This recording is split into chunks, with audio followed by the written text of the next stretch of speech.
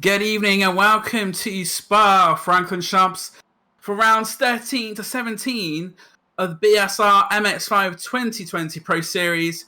You're watching Year 1 Racing TV in partnership with Alpha Live. We are at Circuit de Spa Franchorchamps. I'm Dan Blake. Alongside me in the commentary box, we have Edward May as well and Graham Sessford behind the scenes with direction. We saw yesterday, Ed, in the AM races that it was quite interesting. I think one word we can probably describe this meeting, especially on the first lap, is going to be lively. Yeah, coming into the first corner, it tightens gets very tight on the inside. Some guys will get sent into the wall. A few cars might get them tagged on the right rears and getting spun around. But it'll be interesting to see in the Pro Series if maybe they'll take it a little bit more cautiously now that championship points are on the line. Yeah, we saw yesterday as well in the AM Championship that Eau Rouge and Radion on cold tyres first lap. Another problem spot. I think in all three races there was an instant up there, and we got another bumper grid as well. So I think most of these drivers just be hoping to get down the Kemmel Straight for the first time, if that was anything to go by last night. Yeah, and obviously going down the Kemmel Straight itself all throughout the race, not just for the first lap, it will be a massive draft battle. There'll be a few dive bomb moves, I believe, at the end of the Kemmel, so that'll be something to keep an eye on, I think, for the remainder of the race.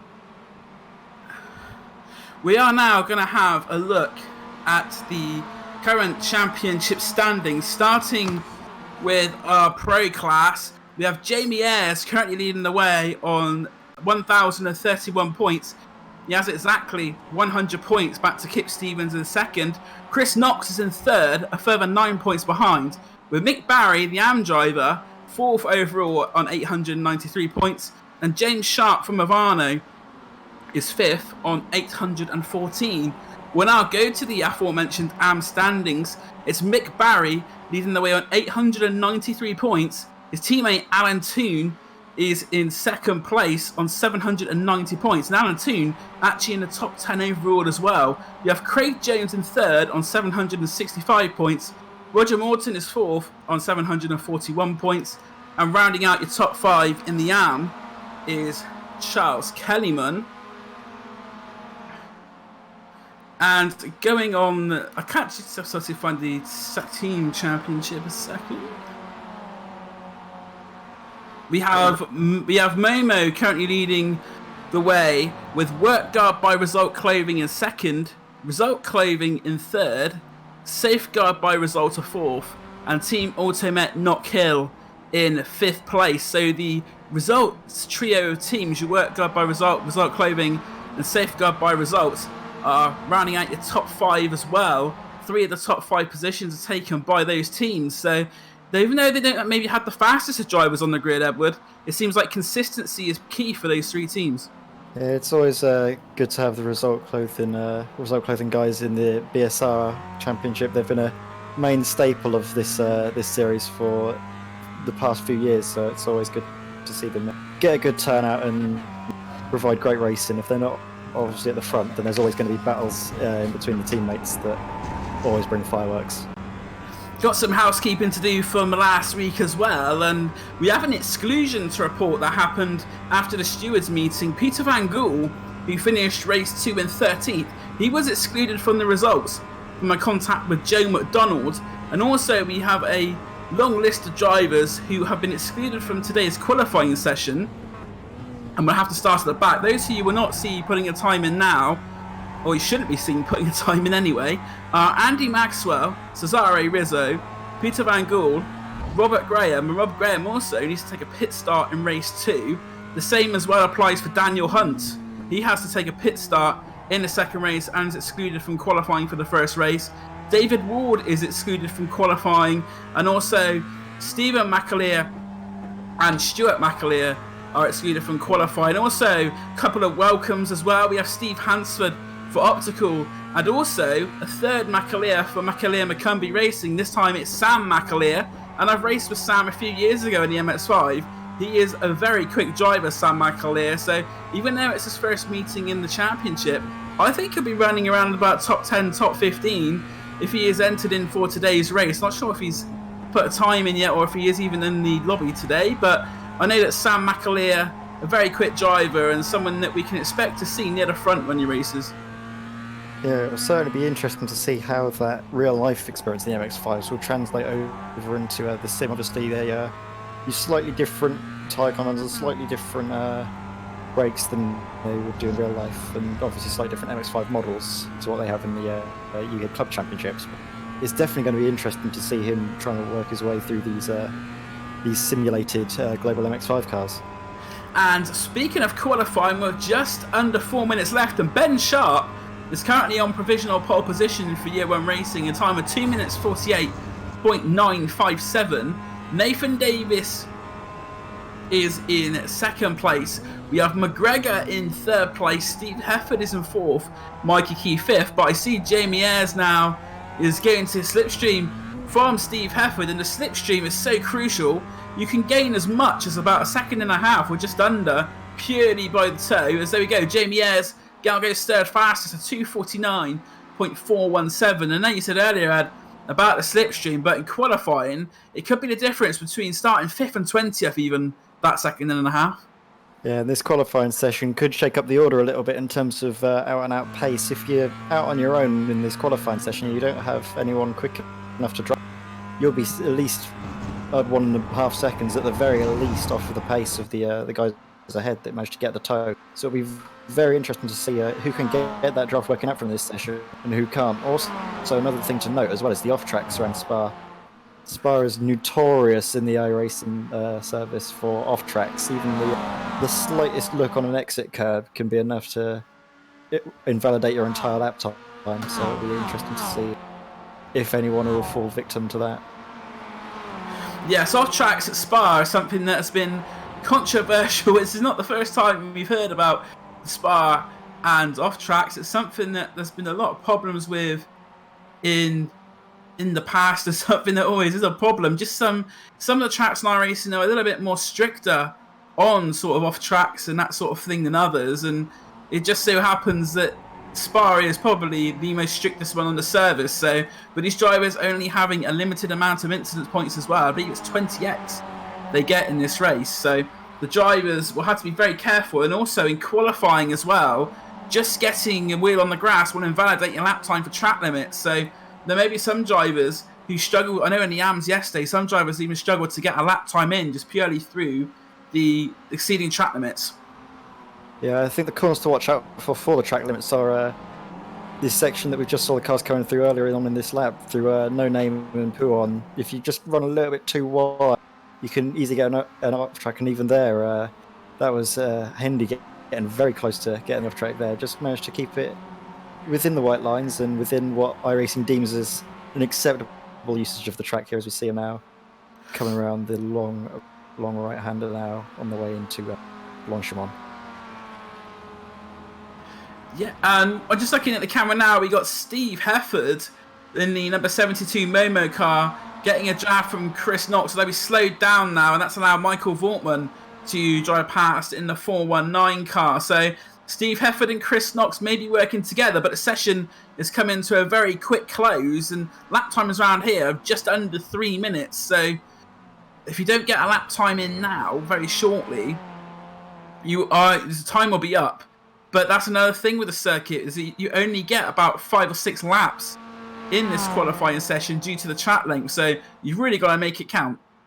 Yeah, and in this, the first race of the night is always done by a time, so it's going to be interesting to see how many laps they can get in the 15-minute race time limit if they manage a larger race distance than we've had in previous events. I believe in the AM series we had 7 laps, so we'll see the pace of the front runner, see if they can extend it out to 8 laps, depending on how the battling is up at the top of the field, slowing each other down. Yeah, that's a very important point you make, Ed. That, as you say, the first race is a timed race, and from that they take what is the lap distance that they covered in that first race. As the checkered flag now falls, and currently Ben Sharp still on provisional pole position. He's got the car of Kip Stevens behind, drafting him, that Automech Knock Hill car. The Stig on the windscreen there for Kip Stevens. He's just going to follow Ben Sharp in now, and will it be an improvement for Kip Stevens? He crosses the line. I don't see any improvement there. Currently, the fastest AM is Michael Vortman, 9th overall, 1.7 back, and then second in AM is Joe McDonald, with Charles Cunningham in third and Steve Courtney in fourth. We are now looking at the 78 car of Vincenzo Amico being drafted by his teammate there, Aaron McGregor. Aaron McGregor actually currently third fastest, so a good qualifying session from McGregor, and teamwork has been very important so far in this qualifying session. Yeah, and I believe the reason why we didn't get to see Kip Stevens' time up here was because he fell victim to an off-track behind Ben Sharp there, so that might have been the reason why he wasn't able to go any faster. So, like we were saying earlier on, it's just been proved right there by Kip Stevens that these off-tracks very, very cruel on you, especially in this qualifying session. And I don't think Kip Stevens is going to be able to get another lap out. No, as you say, the session is now over, so there is no time for anyone to make an improvement. That is going to be it. Once they cross the line, that'll be their qualifying times for the session. But at the moment, Ben Sharp is provisional pole with Nathan Davis in second. Aaron McGregor is third, with Jamie Ayres in fourth, Vincenzo Amico fifth, and those 5 cars all separated by under a second. And then to round out your top 10, you've got Steve Hefford in 6th, Mikey Key 7th, Chris Knox in 8th, Michael Vortman 9th, and Adrian Hendy rounding out your top 10 for Year 1 Racing. So the top 10 very close, and the gap between 1st and 10th, 1.9 seconds. So you can tell the cars which maybe have had a better slipstream than others just by the lap times. Yeah, we're just watching Chris Knox here, but he gets the off-track. We're going to be seeing if he was going to be able to improve on his 8th place position there, but he just runs wide out of Blanchimont. You can take that flat out in these MX5s, but you do run the risk of the car out, and you can see Knox is just aborting his lap, cutting across the bus stop as we see someone behind him there getting very, very loose, managing to hold. But yeah, it's unfortunate for Knox. He seemed to be having decent pace, but wasn't able to get it hooked up right when it. And as we see, just go check the. We see a scenic view there of No Name Corner with the on the right hand side there. You've got the little wooden hut, which was affectionately mentioned as a cow last night. So, and as we now look at the pit straight, going down towards Eau Rouge and Radion, and then the bus stop there, that was a scene of some carnage last night as well in the bus stop. So I think we're going to have a very entertaining race, this 15 minutes of action here at Spa Franchorchamps. As you say, the drivers just completing their qualifying times now.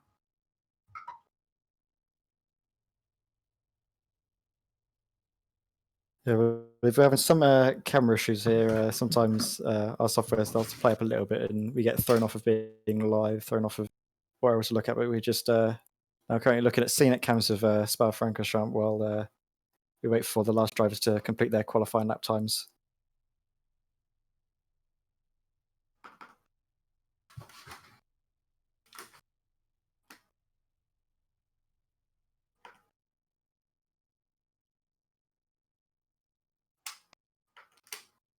Yes, I don't believe anyone else is on track, and now we've got just waiting out the time now for the cars to go onto the grid. We've got about 5 or so seconds remaining, so sit tight with us. We're going to be getting ready to see the cars starting to form up on the grid now. We're going to be starting on the GP straight, not on the endurance straight that goes down the hill. We're going to be going on the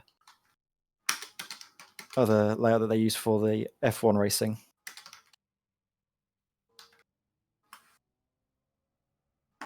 So here is the grid for the first race. Ben Sharp on pole position with Nathan Davis in second place. Aaron McGregor third with Jamie Ayres fourth. Vincenzo Amico fifth. Sixth place is Steve Hefford. Seventh is Mikey Key with Chris Knox in eighth. Michael Vortman is ninth with Adrian Hendy 10th. Sam McAleer in his debut is 11th. James McRitchie in 12th. 13th is James Sharp with Joe McDonald in 14th. Charles Kellyman is 15th with the car of Steve Cooley in 16th. Carl Hardy 17th, Ralph Cullinan 18th, with Mick Barry and Craig Jones running out your top 20. We have the car of Lewis Payne 21st, Dal Bennison is 22nd, Ryan Main 23rd, and Steve Hansford 24th. 25th is Phil Reagan with Graham Slack alongside him in 26th. Roger Morton in 27th place with Jason Wiley 28th. David Ward 29th, Peter Van Gool 30th. Daniel Hunter's 31st with Kip Stevens 32nd. Cesare Rizzo is in 33rd place. We're getting ready now for a start.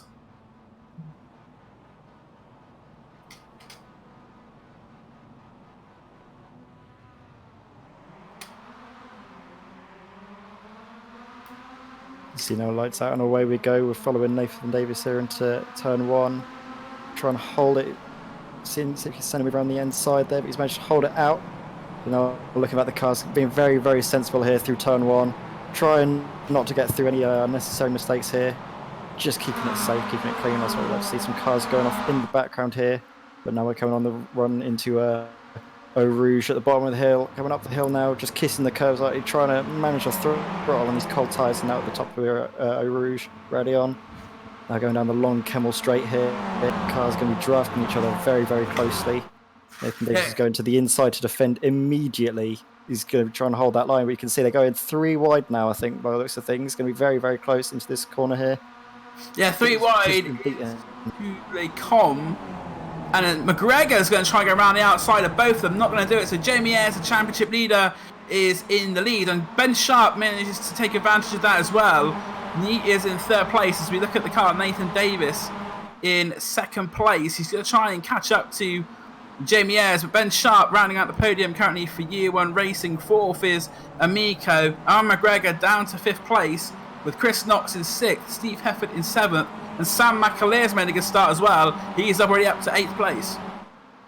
Yeah, you can see Jamie Ayres managed to get a good jump, was up 3 places there from his starting position. And Nathan Davis has had a good start, it's still in 2nd place that he qualified. Ben Sharp's going to be looking though to try and get back his 1st place that he started the race on. As you can see now going through Pouan. Very big slide out from Jamie Ayres. Failed to hold it, but now you can see that's giving the opportunity for Nathan Davis just to give a slight look around the outside. Nothing doing. Still tyres are not up to their optimum temperature, so it's not worth sending a move, especially this early in the race. There's plenty of time. You can see Ben Sharp having to get on the brakes just a little bit there to check up, trying not to hit into Davis. As now that's brought Amico, and I believe behind him that's Aaron McGregor. So they're all very close in this lead 5-way back. Yeah, as they now go through Curve Pour Frere, Ben Sharp was very quick in the AM races yesterday. He edged out British GT driver Martin Plowman even in a race yesterday. So Ben Sharp is showing he has some real pace around this circuit as we now look at the car of Mikey Key, the number 69 car just ahead, just behind Sam McAleer in that very colourful 145 car. Mikey Key right on the back bumper. Adrian Hendy also looking to get into this one as well as they come down towards the bus stop for the first time. Will they stay in position? Everyone's staying in the line at the moment in the top few places and very sensible driving. But Jamie Ayres got a very poor exit out the bus stop, and on the run down to the source, this could be the opportunity that Nathan Davis needs to outbrake the Momo driver and our current championship leader. Ever closer is Nathan Davis. He has the advantage, but not going to stick it down the inside at the source.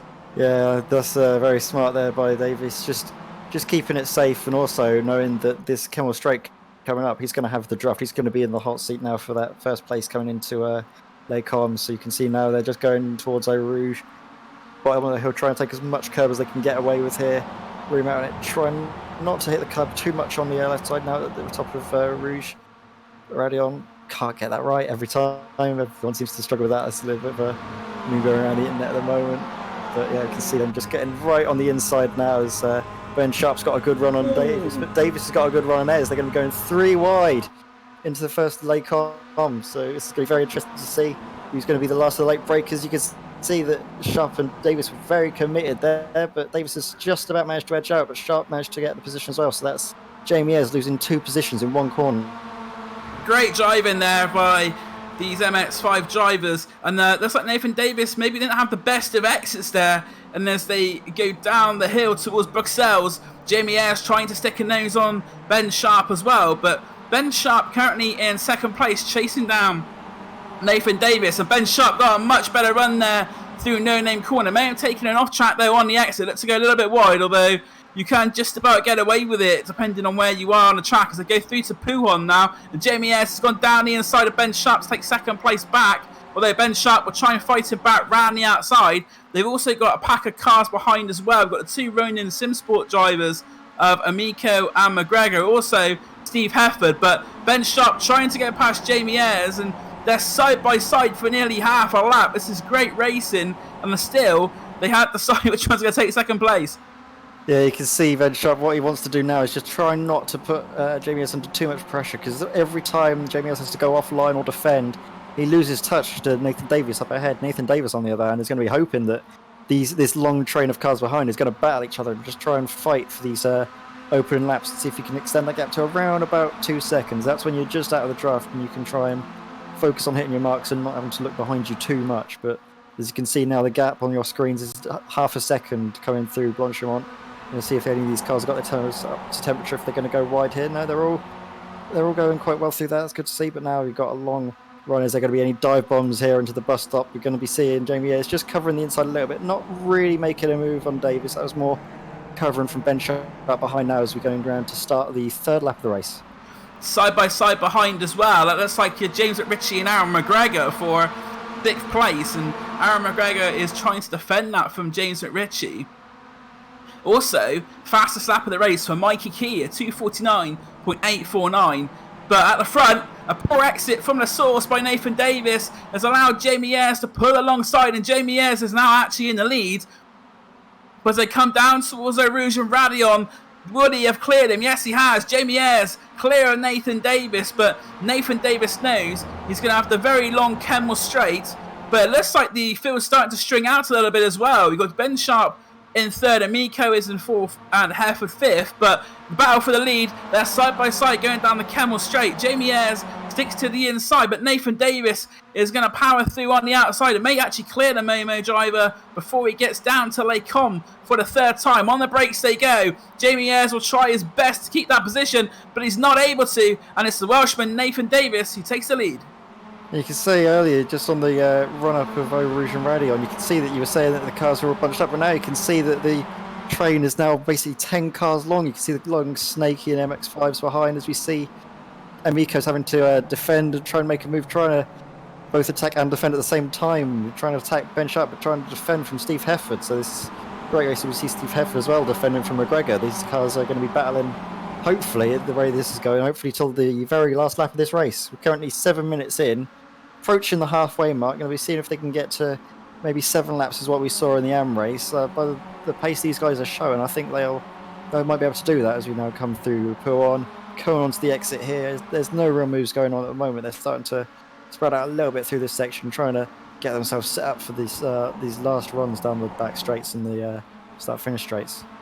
Yeah, the car's now just going through the Fania section on the way to campus. So far, we haven't really spoken about the AMs, but Joe McDonald is currently our AM leader in 11th overall, with Charles Cunningham in 2nd in AM in 15th. We're now looking on screen at the AM leader, Joe McDonald, in that safeguard by result car. He is in this train for the lead, which is containing 12 cars, and the car behind, James Sharp from Avano, is the last of our cars in that lead battle. But it looks like they're side by side again for the lead. Jamie Ayres trying to get back past Nathan Davis as they go through Blanchimont side by side. Jamie Ayres takes a bit of curb that may affect his exit, but Ben Sharp, Amico and Hefford all getting involved in this one. Hefford looking to go down the inside of the bus stop. Oh, contact between Amico and Sharp. Sharp is spent round and pitched into the barriers, and we said that there might be some contact in that corner. Ben Sharp is an unfortunate victim there. Vincenzo Amico making contact with him, the Ronin Sinsport driver,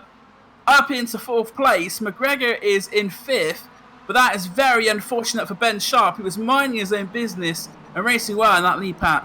Yeah, I don't know if you can really place blame on either of these two drivers in that incident. They were all battling very close. As you see now on our screens, Hunt over there has started, I think, from the back of the grid, started not being able to put a qualifying time. Is now the fastest man on track. So you can see the Miko and Sharp's incident maybe later on in the race to try and figure out what went on there. But at the moment, these cars are battling too tight to look away from us. You see Miko's not bothering to have a little bit. We'll follow the replay a little bit later on when this lead battle has died down, as we see Jamie Ayres and Nathan Davis going side by side. They can see Nathan Davis is just trying to get around the outside, has managed to get it done even before the corner. So just see the draft rig come into effect massively here, as you see now in the background as well. And Miko and Hefford having a ding-dong battle here, just going too wide through Les Combes, trying to get a good exit now into Bruxelles, but there's not really any moves that can be done there unless you're last of the late breakers and you can able to get it properly stopped.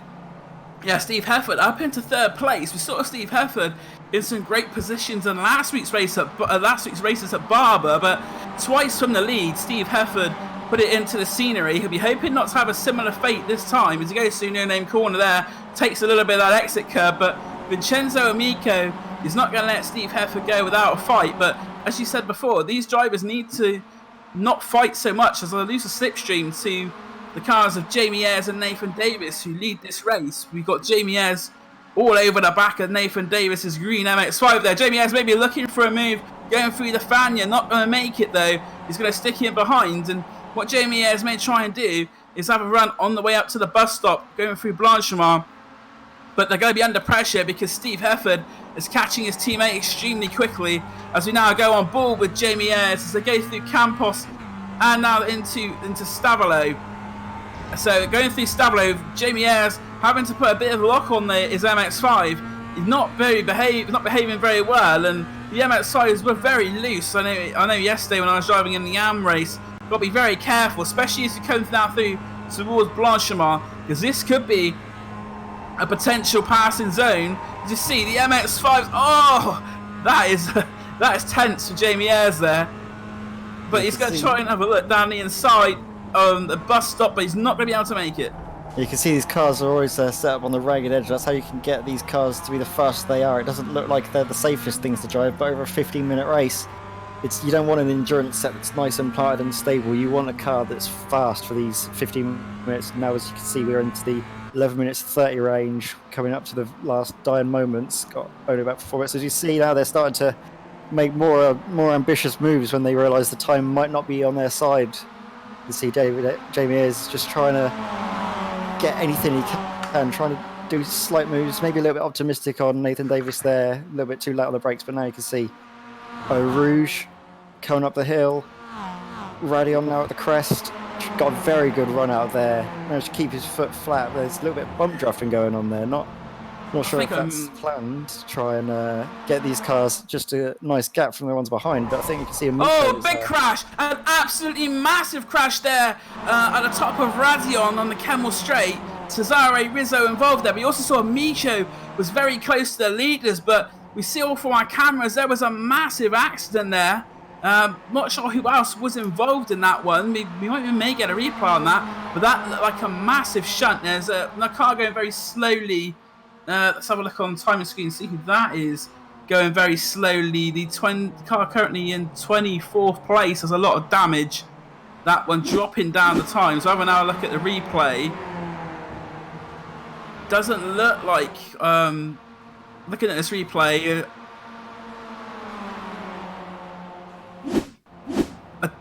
I don't think we've got the same pictures. But look at the replay here, and you can see just the car ahead is just slowing down, and then it almost slows down, and then moves across to the right ahead of the nose of the car behind. That's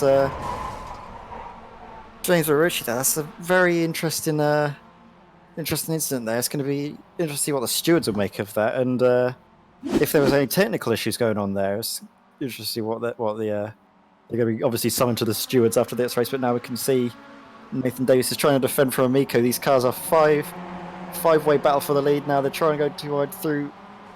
No, that's an incident there. I think that's Amico going off wide, managing to hold it, keep it out of the wall there.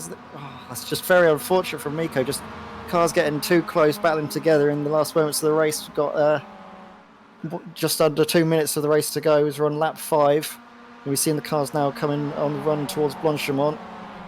Davis is in the hot seat now. He's going to see if he can get a good run. He's going to have to do a slight lift due to the draft. Running a little bit wide. I think he might have just got an off track, but he's got 20x to play with, so he should be all right there. As you see now, they're just starting to see an incident, and there you can see the car's taking it a little bit easy into the bus stop corner here.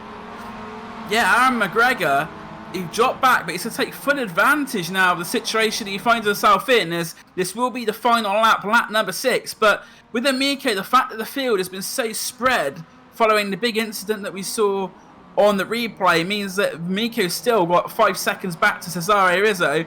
But on the last lap, I think we're in the battle for 3 for the lead. Steve Hefford dropping back as well. I think that's very good sportsmanship from Hefford. He's going to let Amico back through again following the contact. So I think we'll see those positions switch round between Amico and Hefford. But as we come up to the Camel Straight for the final time, going up to Radion, it looked like Nathan Davis had a fantastic run. But this is the man we need to be looking at, Aaron McGregor, because he's going to have the best slipstream in Spa at the moment, because he's right behind the car of Jamie Ayres. He's got Nathan Davis to the outside. His course he's going to try and get to the inside. Jamie Ayres forces him on the grass. It's going to end very badly for both of them, but backs out, and that grass is very slippery at the best of times. So well done to McGregor for keeping it, but that was a very desperate move he made there on the grass. Yeah, I'm not entirely sure what McGregor's been thinking. I think he was trying to look at Alex Albon's pass on Sergio Perez, I believe, at the Spa Grand Prix for last year. It's not really able to do that in an MX5, especially on the new time model. As soon as you get in the grass, you have no real steering inputs available. Your car's almost sort of tramline it. You're stuck on rails going straight in the direction that you went onto the grass. So it was very well for him to keep it going. You can see him chopping the steering wheel this way and that now as we come now live seeing the cars coming towards Pouon. You can see Ayres is trying to fill the rearview mirror of Davis, just put him off, sending slight noses in, just letting him know he's there. He gets a good run throughout Braun. He's going to see if he can get anything for the Fania chicane here. Oh, bit of contact there between Ayres and Davis as they go through towards Fania. McGregor is the interesting bystander. If anything happens, there's contact again between these two. As we say, they do get 20x, so there hasn't been too much contact at the front, but this is going to be a grandstand finish to race 1, and we have 3 more races following this one as well. But at the moment, it's the Welshman Nathan Davis who leads, with Jamie Ayres in second and Aaron McGregor in third as they come out of Stavelot for the final time down to Corbeil-Porfrère, and now they're on the run down to Blanchimont. Jamie Ayres is going to try and go round the outside of Nathan Davis. This would be a very brave move. Has he been taking lessons from Max Verstappen? We'll have a look and see now as they come through Blanchimont for the final time. Both cars lose, and there's contact between the two of them. And McGregor, is he going to take the lead? No, he's not. Contact with Davis and McGregor, but Jamie Ayres it is who has got to the bus stop first. McGregor on the outside, and it looks like that Davis has had a problem. Nathan Davis hasn't come back round. He's not in the top 3, but Jamie Ayres crosses the line to take victory in race 1. It's a win for Momo and Jamie Ayres, with Aaron McGregor in second. Steve Hefford crosses the line in third for a podium, with Vincenzo Amico in 4th place. We're looking at Charles Kellyman, our AM winner, 6th place overall. Chris Knox is 7th, Daniel Hunt 8th, Vortman is 9th and 2nd AM, Ralph Cullen in 10th, and Craig Jones rounds out our AM podium in 11th overall. And Nathan Davis does cross the line in 15th place. So Nathan Davis does finish the race, but very unfortunate there. That last lap there, Ed, was very frantic. Yeah, there was carnage all throughout that race, and I was holding my breath. As soon as I saw the cars going too wide through Blanchimont, I was just shaking my head at the screen. There's no way you'd be able to go too wide through Blanchimont at that late stage in the race when these guys are so committed and having both cars come out fine. Obviously, Ayres was the benefactor of a little bit of contact, and yeah, it's very unfortunate for Davies. Yeah, Nathan Davis there going off to the right. We'll have a look at it. It looks like he came across the track there and got a clip on the back from McGregor. I don't think there's really much that McGregor could do about that one, to be honest, though, because as we now look again, Davis is pushed wide and he's not in control of his MX5 when he comes across the track. Very unfortunate there. I think it'd be if Aaron McGregor got penalised there, I think that'd be quite harsh. And Nathan Davis, though, does finish 15th after that. Yeah, it was Ayres' idea to make it too wide, but in that late stage of the race, you can't fault him for it. It's do or die, and if he backs out through Blanchimont, he might not get the good enough run into the bus stop chicane. So I can't fault Jamie Ayres on that one. That was a good move, and I was very surprised there. I thought David had just held it, but these cars are very dangerous when they get onto the grass, and now we're going to have a run through of the finishing order. Yes, we're going to have a look through the graphics up now. So Jamie Ayres is for Momo, taking victory with Aaron McGregor in 2nd place. Steve Hefford rounding out the podium. Ronin Simsport Academy also have 4th place, Vincenzo Amico. With Cesare Rizzo, 5th place. He started in the back of the field for double clutch racing. Charles Kellyman winning AM in 6th for Team Optical. Chris Knox is 7th with Daniel Hunt, another one who started at the back with a qualifying penalty in 8th. Michael Vortman 2nd AM in 9th. And Ralph Cullen then rounds out your top 10. Craig Jones is 11th place for safeguard by result, with David Ward in 12th. Joe McDonald is 13th. Ryan Main is 14th for Year 1 Racing Academy. And Nathan Davis in 15th place. The car in 16th place of Lewis Payne for Frantic Racing, with Mick Barry in 17th. Kip Stevens is in 18th place. 19th place is Steve Hansford, with Andy Maxwell in 20th. Phil Reagan is 21st. Mikey Key, 22nd. Steve Cooley is 23rd. Adrian Hendy, 24th. Alan Toon is 25th, with Rob Graham 26th. Roger Morton 27th. And the cars who finished a lap down, who will be eligible for the reverse grid, are Sam McAleer, James Sharp, and Carl Hardy. And the drivers, which are more than that down and classed as retirements, we have James with Ritchie. We have the car of McAleer in 32nd. Ben Sharp is 33rd. Ryan Moles 34th, with Graham Slack 35th. Dad Bennison 36th. 37th for Jason Wiley. 38th Peter Van Gool. And they are all non-finishers. And this is your first time watching a race of ours. This is the Pro Series of the BSR MX5 Championship. We have 4 races, and they run on a first race qualifying. Following ones are done via reverse grid spin wheel. We're now going to have Graham Sessford do the wheel and tell us who's going to be on pole position for race 2. 17th. So that puts Mick Barry, our AM Championship leader, on pole position. So Mick Barry on pole position, with Lewis Payne on the front row alongside him, and then Nathan Davis and Ryan Main on row 2. And you'll be able to watch race 2 in its entirety here on Year 1 Racing TV in partnership with Alpha Live after this short commercial break.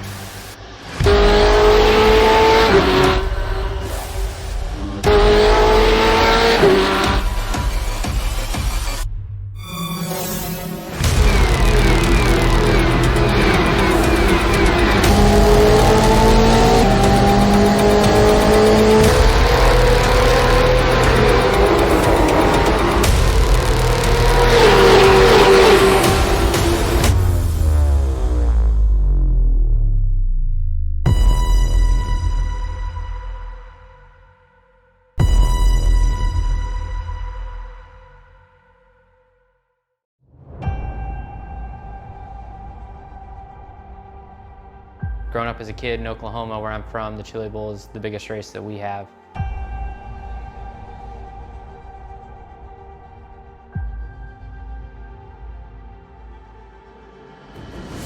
The Chili Bowl has kind of been my favorite race of the year.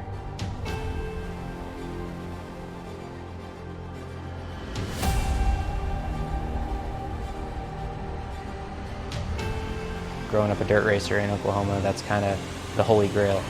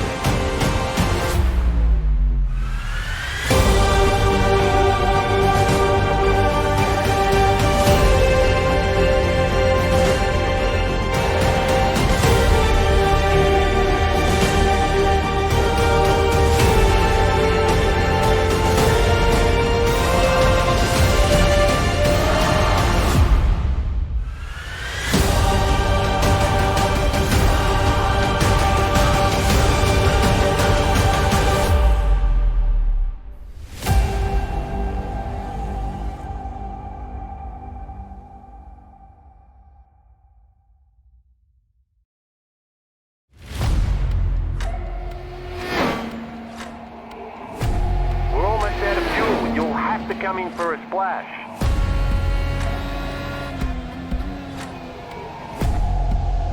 3, 2, 1, now.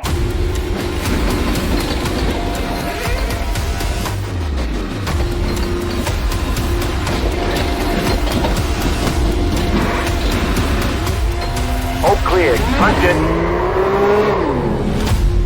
Great job, you did really well.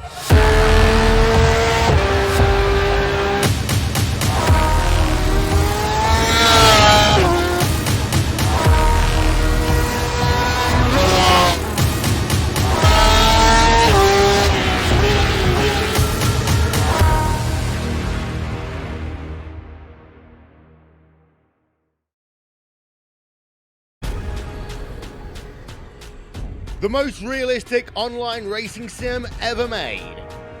This is iRacing. Detailed laser scan tracks, fully dynamic real world cars, and over 50 series to choose from. 6 online world championships offering over $100,000 in annual prizes.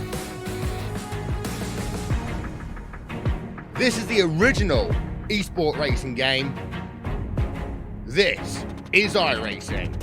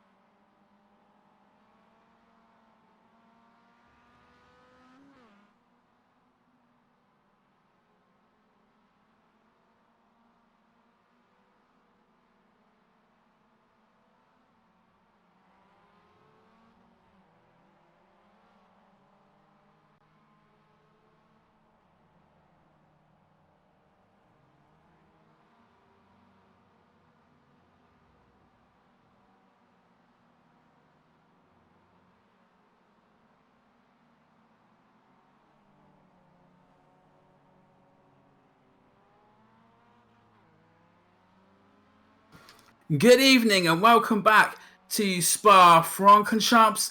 I'm Dan Blake in the commentary booth. Alongside me is Ed Mayer. We've got Graham Sesford producing, and you're watching Year One Racing TV in partnership with Alpha Live. A fantastic first race there. Saw Jamie Ayres take his 6th win of the season. And Ed, what was your highlights from that frenetic first race here at Spa? Well, there was definitely chaos throughout. Obviously, we saw Ben Sharp get a little bit of attack with Vincentio Amico there in the third lap of the race. It was very unfortunate for Ben, so he's going to be hoping for a much better result coming into the second race of the evening, second of 4 races for the evening. And yeah, also going too wide at the end through Blanchemont. That was certainly, let's say, a spicy move. It was... didn't think it was ever going to work, but it was definitely entertaining and almost managed to have all the cars go through that cleanly. Yeah, the first lap was also very clean. We've seen sometimes that Spa can produce incidents, especially on that run up to Eau Rouge and Radion, and also further along as well at the end of the Kemmel Straight. But all was well in that one, and as I say, we're looking forward to the second race. And Jamie Ayres took victory in the first race. It was his 6th win of the season in 13 races. So Jamie Ayres, our championship leader, putting a strong claim forward that he is going to be one of the men to beat in this season. In terms of championship points, we do have a couple of changes in our order. In the pro standings, Chris Knox has actually leapfrogged Kip Stephen. So Jamie Ayres still leads with 1,134 points. Chris Knox now second place on 1,004 points. And Chris Knox, of course, has a lot of pedigree in real life. He is a double mini challenge champion. Was also raced a Brit car and actually also raced out in America as well on the IMSA support package. I believe that was part of winning the Sunoco Challenge in the race at Daytona. So Chris Knox, a very established driver in real life. We've got Kip Stevens in 3rd, Mick Barry still 4th, and James Sharp is 5th. But as far as the AMS goes, there has been a change as well, a little bit further down in the top 5, because Charles Kellyman has gone above Roger Morton. So Mick Barry still leads this one by 111 points to Alan Toon, who's got a further 11 points back to Craig James. Then it's Charles Kellyman in 4th and Morton in 5th place. And as we saw in that first race, the AMS were getting right involved in the thick of it, Ed. Yeah, the AMs have been doing very well in this championship. It's always good to see the AM drivers, or classed as AM drivers, managing to mix it with the Class Pro drivers. So it's going to be interesting to see how that AM championship goes. There's usually always a different winner in the AM championship throughout the races of the evening, and it's going to be very exciting, I think, to follow that battle throughout the remainder of the season. Obviously, it's early days to call a clear runaway winner at the moment. Keep your eyes peeled and stick with us on that one.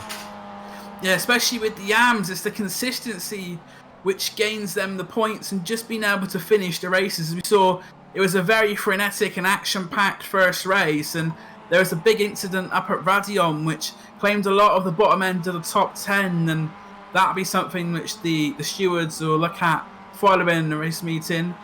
But it looks like we are getting ready soon to get the cars on the grid, ready for round 14. And Mick Barry, our AM Championship leader, is on pole position for this one. Yeah, I think we might be advancing now. I'll just have a double check. They're all the drivers are communicating with the league director, and here we go. We're going to be getting advance the session. Going to be coming up to the grid very shortly. Yes, and as we say, this is our second race of the night, round 14. And we will shortly have our grid for today's race. So That doesn't look like the correct grid on what we're seeing on the screen at the moment. So I was pretty sure it was Mick Barry who was on pole position. So it looks like we may be having a slight technical glitch there with our grid. Apologies for that. And now it is the correct grid. It's Mick Barry and Lewis Payne on the front row, Nathan Davis and Ryan Main on row 2. Then you've got Joe McDonald, David Ward, Craig Jones, Ralph Cullinan, Michael Vortman, Daniel Hunt, Chris Knox and Charles Culliman, the top 12. 13th is Cesare Rizzo, Vincenzo Amico 14th, Steve Hefford 15th, Aaron McGregor 16th, Jamie Ayres is 17th, Kip Stevens 18th, Steve Hans was 19th, Andy Maxwell 20th, Phil Reagan is 21st and Mikey Keane 22nd. And I believe we're very shortly about to get a start for this one as the engine notes begin to rise here at Spa for race 2. You see the cars almost stacked round to the back of the hairpin as the lights now are out and away we go. And Mick Barry has made a good start. Nathan Davis though, we saw him right in the fight for the lead in the first one, so he'll be looking to get past as soon as possible and try and pull a gap. But at Spa, we know that is easier said than done. It looks like everyone so far gone through one of the Automet cars. I think that's the number 19 car there, going a little bit loose on the outside and taking one of his, that'll be on a 1X for sure. We've got our 2 drivers which are pit starts as well, which were Rob Graham and Daniel Hunt. So they'll be starting, and see now they're just leaving the pits. So the 2 drivers who have the pit starts just leaving now, as you see on the mini-map. But at the front, Mick Barry is under all sorts of pressure from Nathan Davis. We've got Ryan Main, the American, in 3rd place as well, with Lewis Payne alongside him. And they're 2 wide the whole way down the Kemmel Straight. This is fantastic viewing in the MX5s, but as they come down to Lake Com, it is going to be Nathan Davis who takes the lead.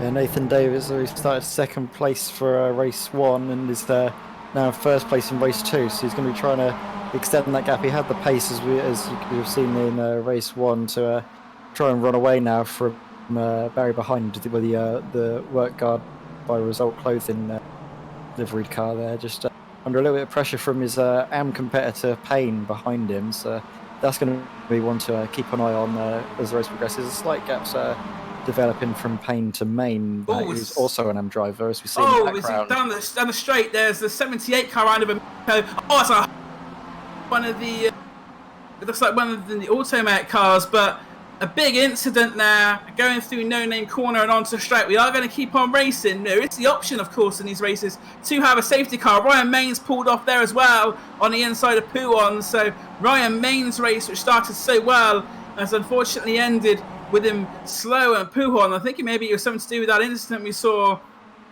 earlier on. And also, we have lost Lewis Payne. Then we have it. He comes back up on the timing screen. He disappeared there shortly, but he is still there. But Nathan Davis looking to break that slipstream. He's already pulled about a 1 second gap, but Mick Barry will have the slipstream, and so will Lewis Payne. And so Nathan Davis, the gap is still going up currently at the moment, although now it does start to go down ever so slightly.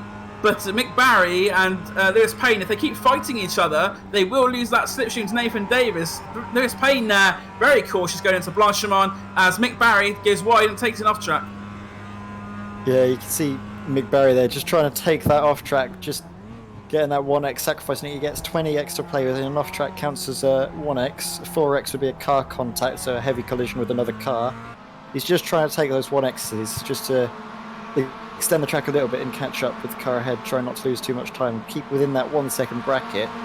His draft should be more effective when he comes down to the Kemmel Straight now, as the gaps remain about a second. You can see on the road to start to close down as we see Jones there is making us move on the inside of Hefford, the Momo liveried car, and the Safeguard car, liveried car, all getting into scraps with each other. Jones is now mixing it with Hefford, who's a pro driver, so that's also very entertaining to keep an eye on. And not afraid to take it to these pro drivers down.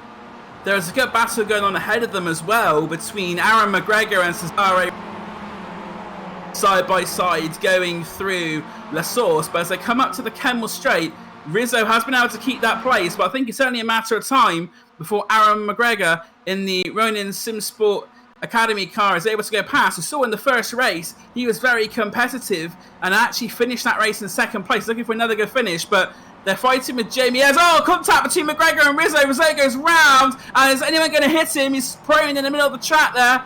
It looks like the car's just rolled over to the inside of the track. There's a yellow flag there, so these drivers shouldn't be trying to overtake and make a position up.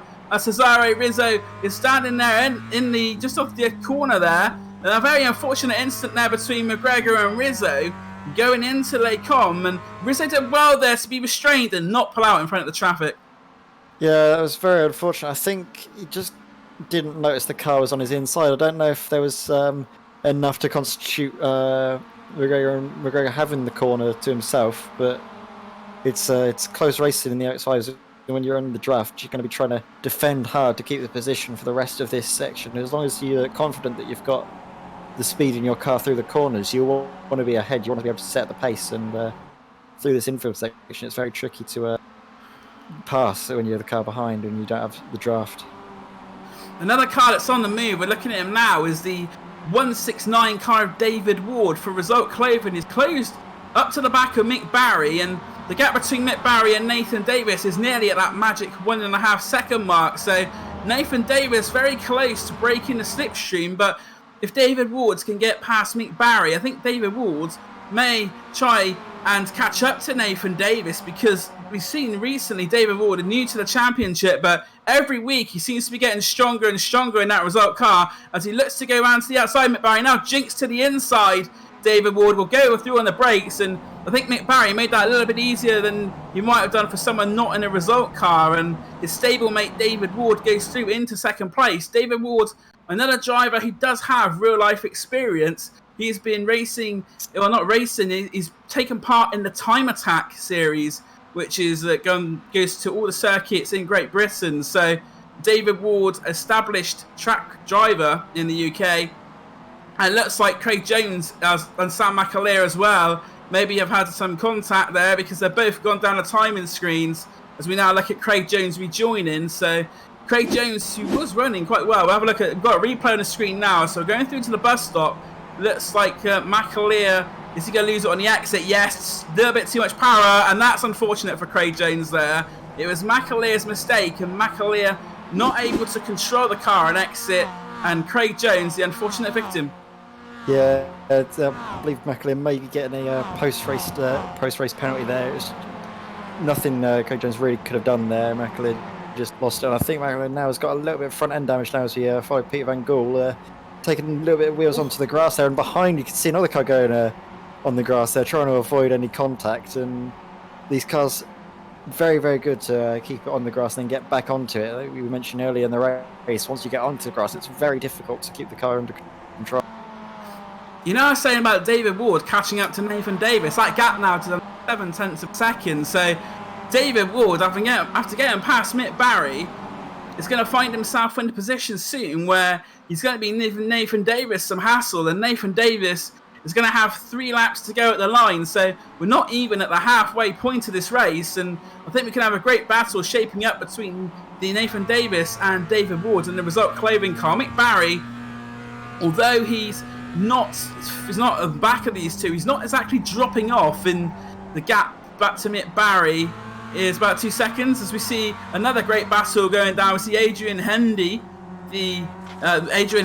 a well-known music producer known as Dren Throwdown. So Adrian Hendy, we're trying to get a throwdown to some of these people in front of him. He's got Steve Cooley, his former teammate in the Ronin Simsport Academy car, but going down the inside is another Ronin Simsport Academy driver, that is Vincenzo Amico. But Adrian Hendy in 22nd place. He's got the recovering Craig Jones behind him in 23rd, as he looks to put Amico under some pressure as they're going in towards Campos and Stavolo. And it looks like there is a slight bit of damage on the front of Amico's car there, so that will affect him in terms of straight line, but also Hendy has damage too.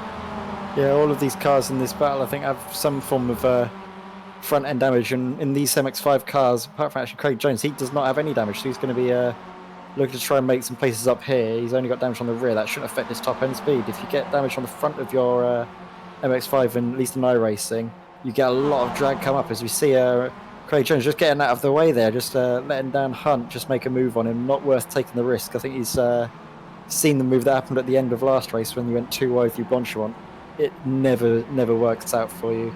It worked out there for Adrian Hendy. He went round the outside of Vincenzo Amico. There is quite considerable damage on that Ronin Simsport car, but Adrian Hendy is now going to be giving Steve Cooley the Ronin Simsport driver ahead of him, a real going over, and in fact he's going to try and go down the inside into the source, not quite able to make that work, but Adrian Hendy on the exit gets the better momentum. Steve Cooley dragging a little bit wide there, and this will be an interesting battle as they come through Eau Rouge and up to Radion, because you've got 6 cars in quite close proximity there.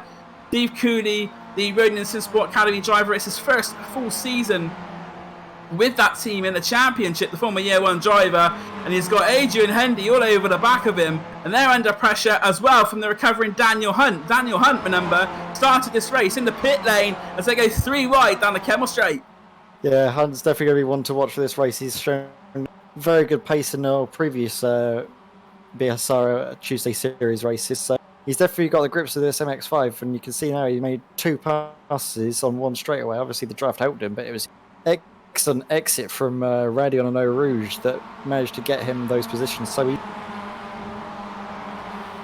yeah, Daniel Hunt, a multiple race winner in his championship, up into 19th place, and his next target is going to be Phil Reagan, who, well, in fact it's not Phil Reagan, it's Michael Mann in 18th place, and Phil Reagan, who was just ahead of him. Looking at the battle at the front, David Ward's actually taking the lead, so away from the camera we've had a switch for the lead. David Ward is in the result clothing car, and Nathan Davis all over the back of him. They have now dropped Mick Barry, but Mick Barry is still leading the AM section of this race, so technically speaking Mick Barry doesn't have to race these drivers.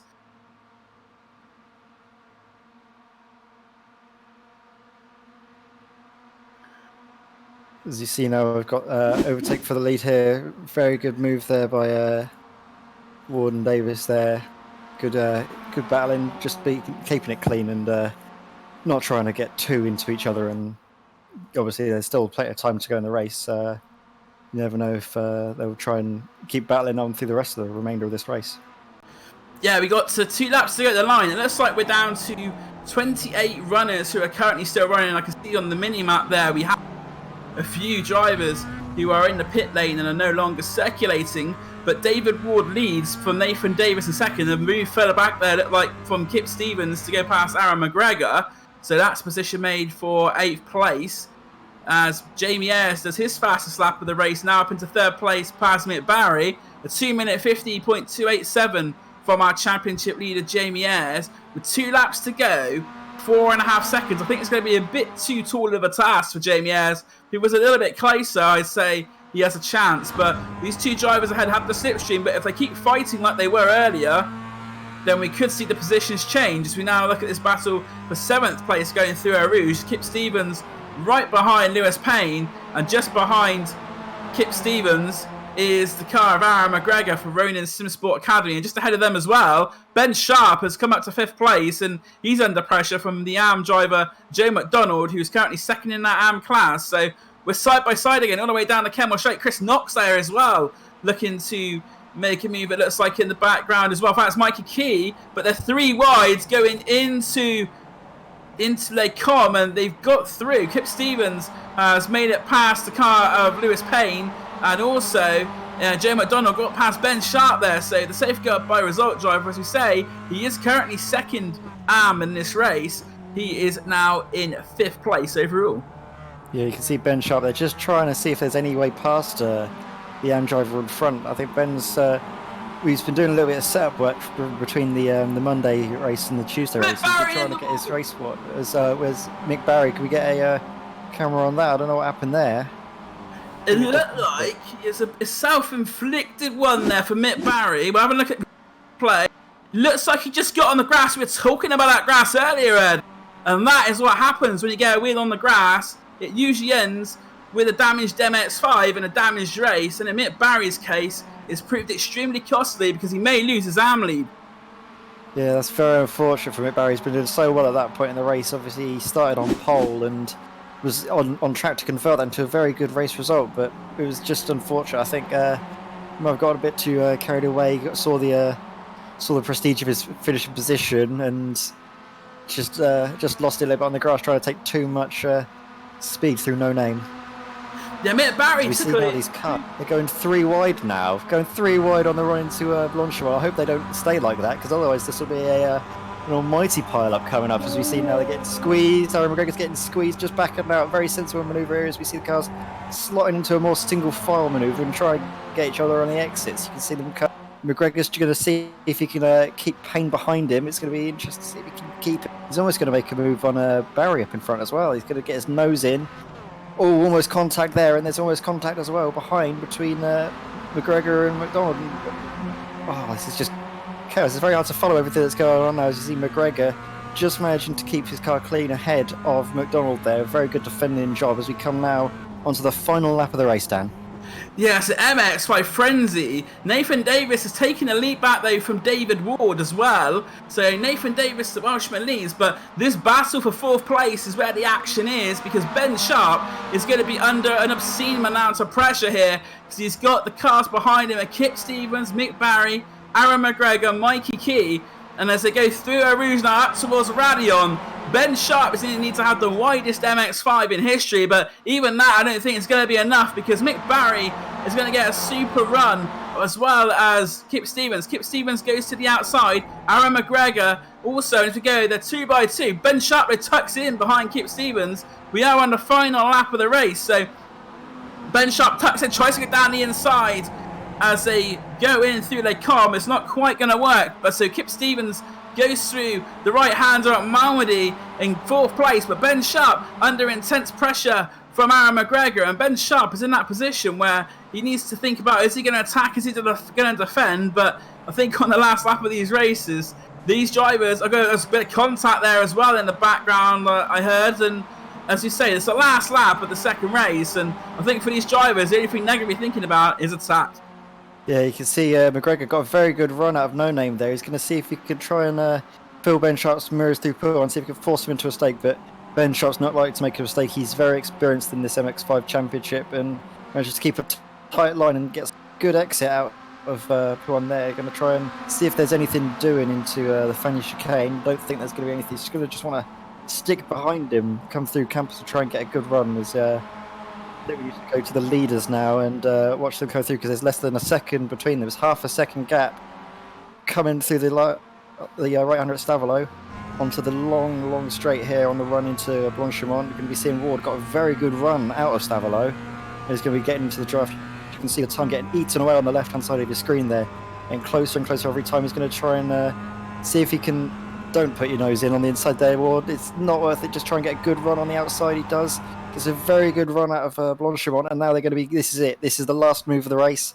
Last move for these two for the lead of the race. Going to be going around the outside. Going to see if he can hold it there. Get the inside for the last of these two corners. Just about keeps his nose inside, and he's pitched Davis around.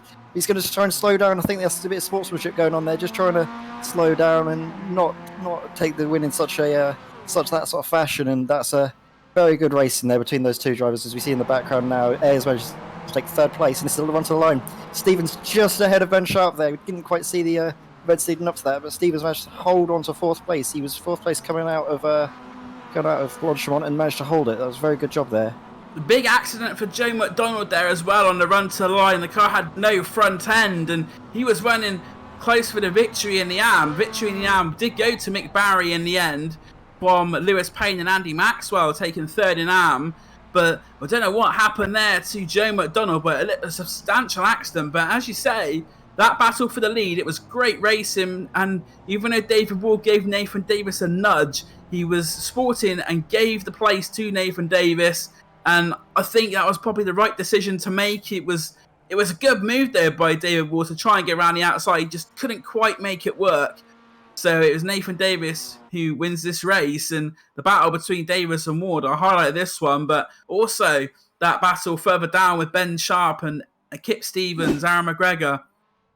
That was one that was good to watch as well. And we've got a few cars. There's Andy Maxwell, who gets an AM podium, so he'll be happy with his race in that one. Now looking at his teammate Charles Kellyman for Optical, not had, I think that might actually be Steve Hansford in the 67 car. So Steve, it is Kellyman. So Charles Kellyman is going to finish the race now, and he crosses the line. So Charles Kellyman not having the best of races in this one. He was 4th in the AM Championship coming into this race, and that may be affected as a result, as we see the number 18 car of Jason Wiley about to cross the line as well for Frantic Racing. He crosses the line. So our last 3 runners crossing the line from this one. Very good race there. I think that's the last finisher crossing the line there. So Dan Blake's going to run you through the finishing order now for race 2. So Nathan Davis it is who takes victory by just over a tenth of a second from David Ward. Jamie Ayres, our championship leader, rounds out the podium. Kip Stevens takes 4th, coming out on top without battle, with Ben Sharp rounding out the top 5, with Aaron McGregor in 6th. It's 7th place for Mikey Key, with Ralph Cullen in 8th. Mick Barry finishes 9th, but wins AM despite the mistake he made going through No Name. It's a good win for Mick Barry in the AMs. Lewis Payne takes 10th place and 2nd in AM, with Peter Van Gool 11th. Andy Maxwell rounds out the AM podium in 12th. James McRitchie 13th, with James Sharp in 14th. Sam McAleer is 15th, with Steve Cooley in 16th. Adrian Hendy and Phil Reagan 17th and 18th, both for Year 1 Racing.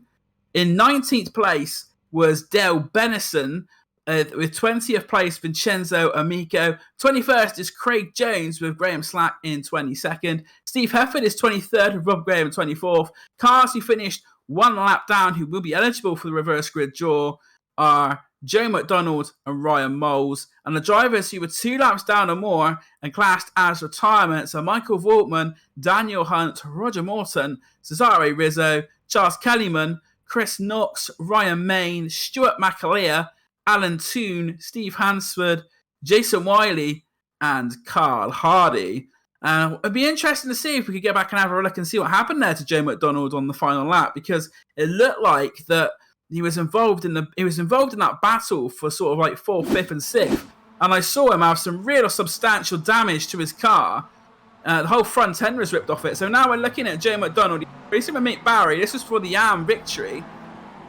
Coming into the bus stop, Mikey Key's there as well. Looks like McDonald's overshot it. And is he going to have contact with one of his teammates? As we now... Doesn't look like... I think that's a hardware problem there.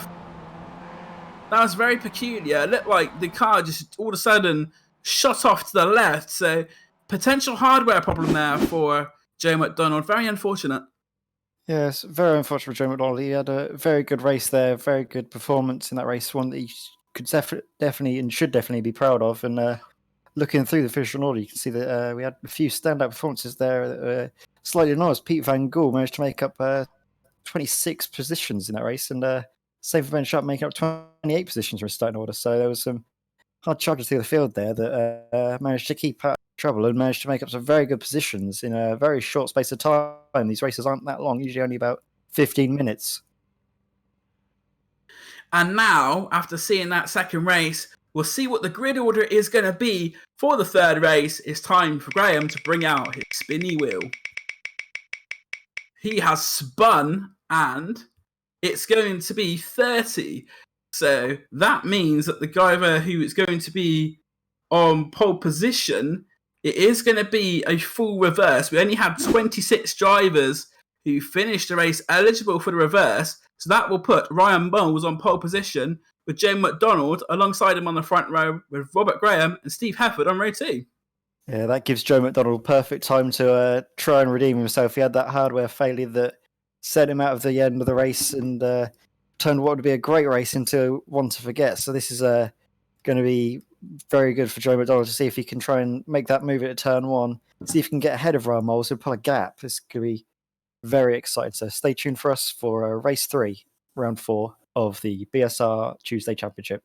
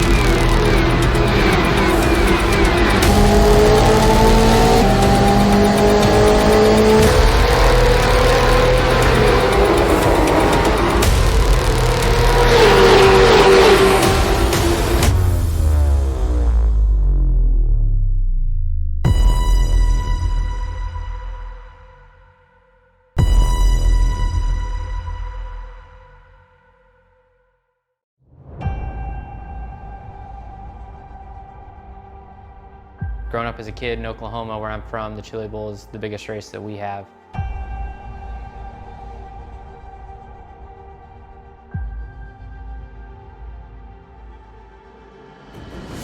The Chili Bowl has kind of been my favorite race of the year.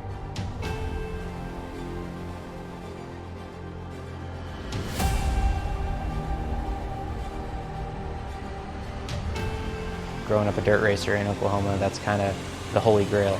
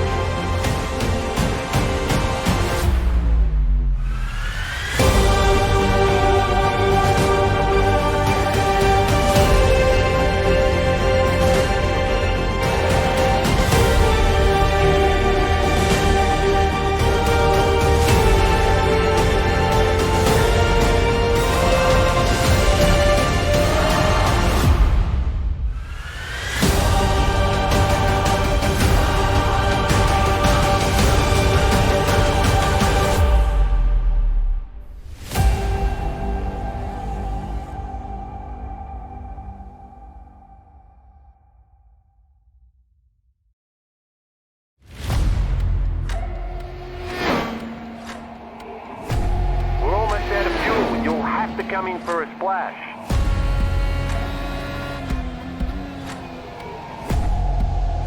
Three, two, one, now.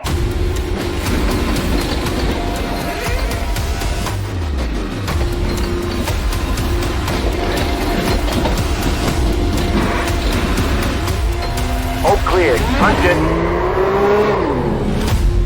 Great job. You did really well.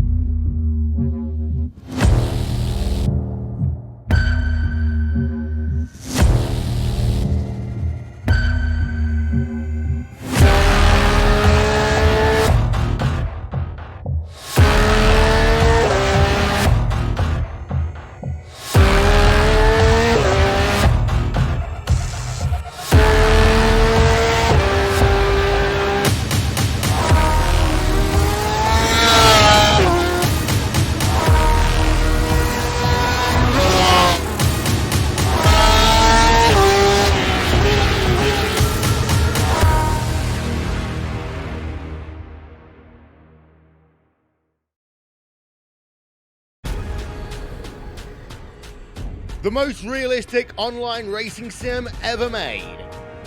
This is iRacing.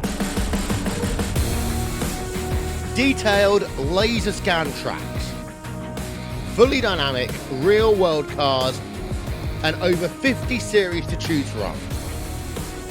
6 online world championships offering over $100,000 in annual prizes. This is the original esport racing game. This is iRacing.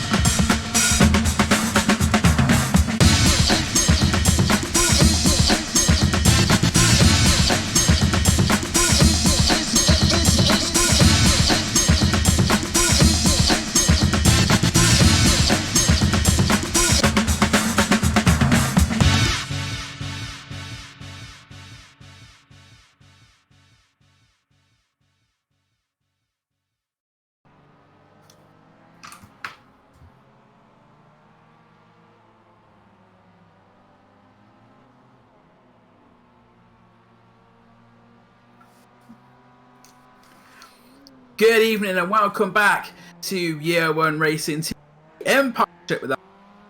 I'm Dan Blake. Alongside me is Ed May, but Graham Sesford producing as well. And we've seen two great races. In that second race, a battle between David Ward and Nathan Davis, the highlight for the lead, switching positions 3 or 4 times. And that was true fantastic racing.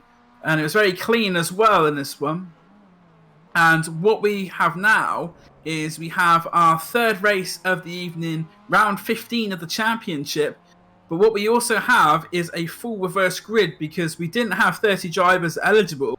So that means a driver who finished 26th, Ryan Moles, will be the driver who is on pole position. We'll see our grid very shortly as well, but it's now coming up on the screen imminently.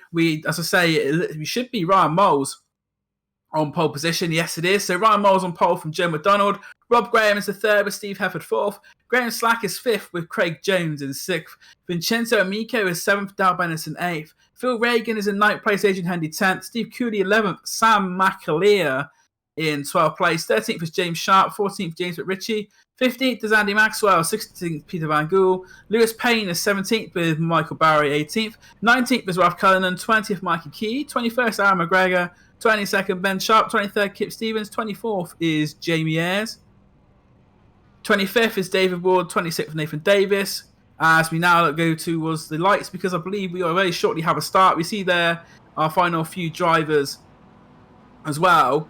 We got 4 red lights, 5, and we are racing here at Spa Franchorchamps. I'm not sure. I'm having a few problems, I think, with my feed. I'm not seeing. You can see McDonald's is taking the jump into the lead ahead of Moles. Moles didn't get a very good getaway from the looks of things, but he managed to keep the inside. He's trying to get a good run now into Eau Rouge. He's got Graham going around the outside of him. He's got Hefford as well alongside him. So these are the two. We've got a result car go by. Now we've got the Momo car going by. But out in the front, it's Joe McDonald in the Safeguard by Result clothing car. Very good result from McDonald, trying to make up for his unfortunate incident on the very last corner of the last lap of the last race. So it's going to be interesting. But now he's going to be stuck on the Kemmel Straight. Got 2 cars going to his inside, going 3 wide. Going to be seeing if Hefford or Graham could try and make a move. We've got Hefford just about in the lead in the Momo car. Going to be trying to see if he can get into Lacom. Lost the late breakers. Hefford managed to make it through. Graham's going to be trying to hold around the outside, but there's nothing to go now as they go now out Malmedy. But Ryan Moles now has got an issue. He's going to go on the grass, slide out, and very unfortunate contact there with is that Graham Slack, I believe. Yeah, Graham Slack. Very, very heavy impact, and I think Ryan Moles might have some steering angle damage by the looks of things. His car's drifting a little bit around. Very heavy knock, as you can see on the front of the MX5. Difficult to see with his matte black paint, but it's a very, very hefty knock on the left front suspension there. Yeah, that was a big impact. Graham Slack would have felt that MX5 is completely ruined. So Graham Slack for Year 1 Racing Academy, race over. We're having a look at it. Graham Slack was minding his own business. Moles ahead, had contact with another driver, spat back across the track. Oh, that is sickening. That is a huge impact there for Graham Slack, and Graham Slack now out of the race. He's in the pits for that one, and that's going to be very substantial damage. But Steve Hefford in the lead. Is he going to keep control of it? Oh, what a slide from Hefford. It's style points, but it's cost him a lead. There's contact, though, with Rob Graham and Steve Hefford. A very sloppy few corners. Amico also with the wheel on the gravel there. But Rob Graham is going to not be very happy about that. He's going to lose a lot of places. He's lost 30 plus positions, and the way the penalty system works is that you lose penalty points depending on how many positions the driver you hit has lost. So Steve Hefford could be in for losing quite a few points for that one, but he currently leads this one with Vincenzo Amico second for Ronin Sim Sport Academy. And going into this race, Ronin Sim Sport Academy actually top of the teams for this week and trying to make the move. We've got 3rd place is Joe McDonald with Craig Jones in 4th place. It says Jones, but it is definitely Craig Jones. 5th place, Adrian Hendy for Year 1 Racing with Steve Cooley in 6th. Looks like we've got some more happenings going on at the bus stop. We can hear tappity tap tap tap, which is never a good thing. James Sharp currently in 19th place. There's a swarm of Mazda MX5s in there. I can see Nathan Davis, Peter Van Gool. A lot of damage to the number 60 car as well. One of the U1 entries. It's very, very slow. That's Phil Reagan. It looks like, yeah, Phil Reagan it is. But they're going to go 3 wide. Contact between Mick Barry and another car. And that is going to be a massive shunt. David Ward involved, James Sharp. Oh, where's the safety car? We may actually need a safety car for this one. The track is fully blocked at the moment. This is extraordinary scenes at Spa. This is 1998 all over. There's the police. He's not stopping for that one. The police car is like, not interested today. But that reminded me of Spa 1998 at the start. We saw the F1 out of a very similar incident. That was in the wet. That was a colossal incident, and there must be at least 10 cars involved in that one, Ed. Yeah, I was going to say that officer's definitely not on duty, and he's definitely not going to be he's turning a blind eye to that one. That was an absolutely sickening accident, and it's going to definitely... I'm surprised we haven't actually got a safety car coming out of this one. I wonder what the reason for that is, but that's probably is at the front. We've still got Amico ahead of Hefford.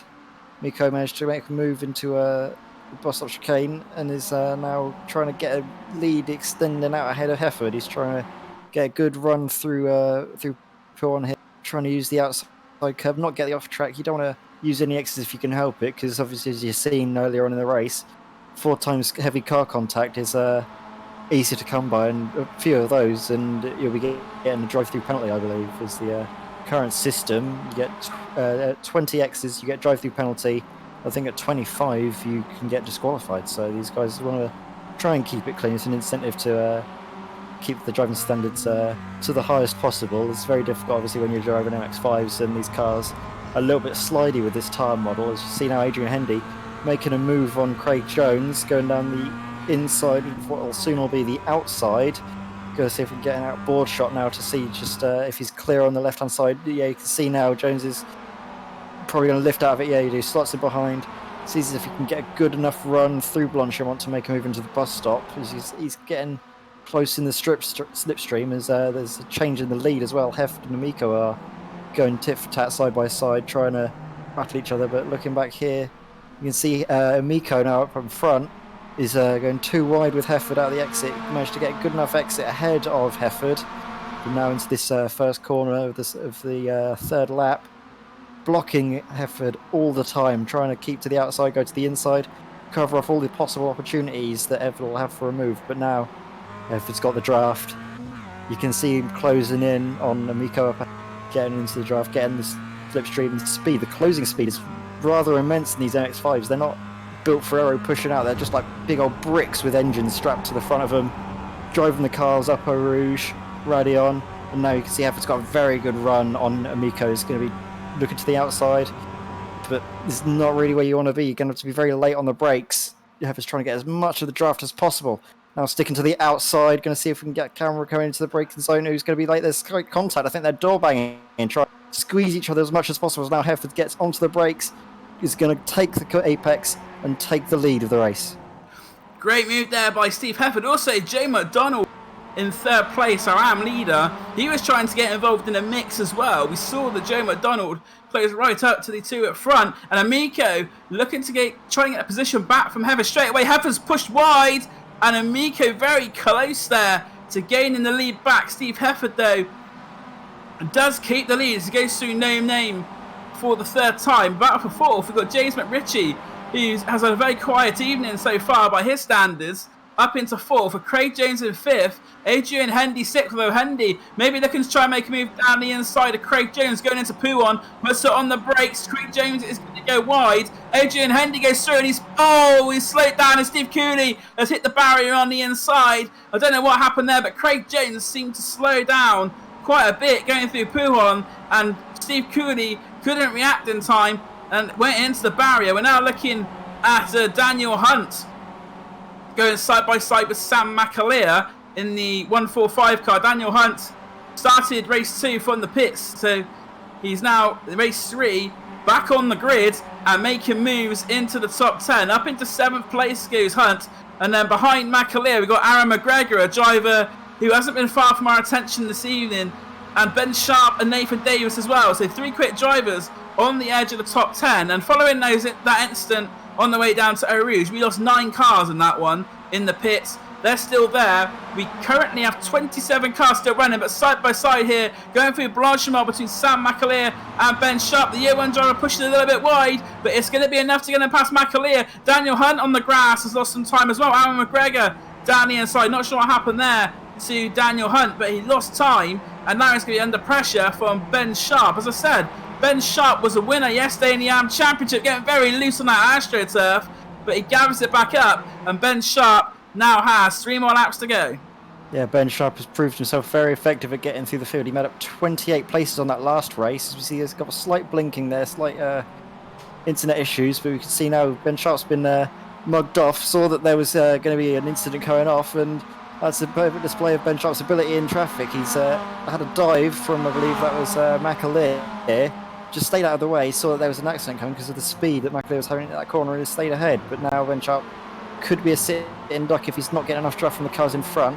McAleer, although he does have a lot of front-end damage as McAleer, so that might affect his straight-line speed. We're going to be seeing now the extent of the straight-line damage as McAleer's going to be defending from Davis. He's in the toe of Ben Sharp, but isn't really gaining. That's good news for Ben Sharp, who's going to be able to go into this corner without any worries from behind. And yeah, McAleer is very unfortunate, but it was his own doing, kind of getting very late on the brakes and almost tapping the rear of Ez there. It was very, very close between McAleer and Ez, but very good judgment of the length of his MX5 as now we follow Daniel Hunt.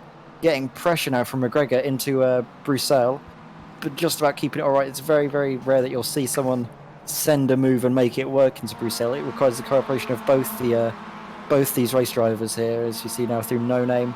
Nice snaking line of MX5s following the same line. Good sight to see, and it's always a sight you will be seeing in the BSR, BSR Tuesday Pro Series. Yeah, I see Daniel Hunt going through Pouon, and he's made up a lot of places in the second race. And wonder who our biggest mover is so far in this.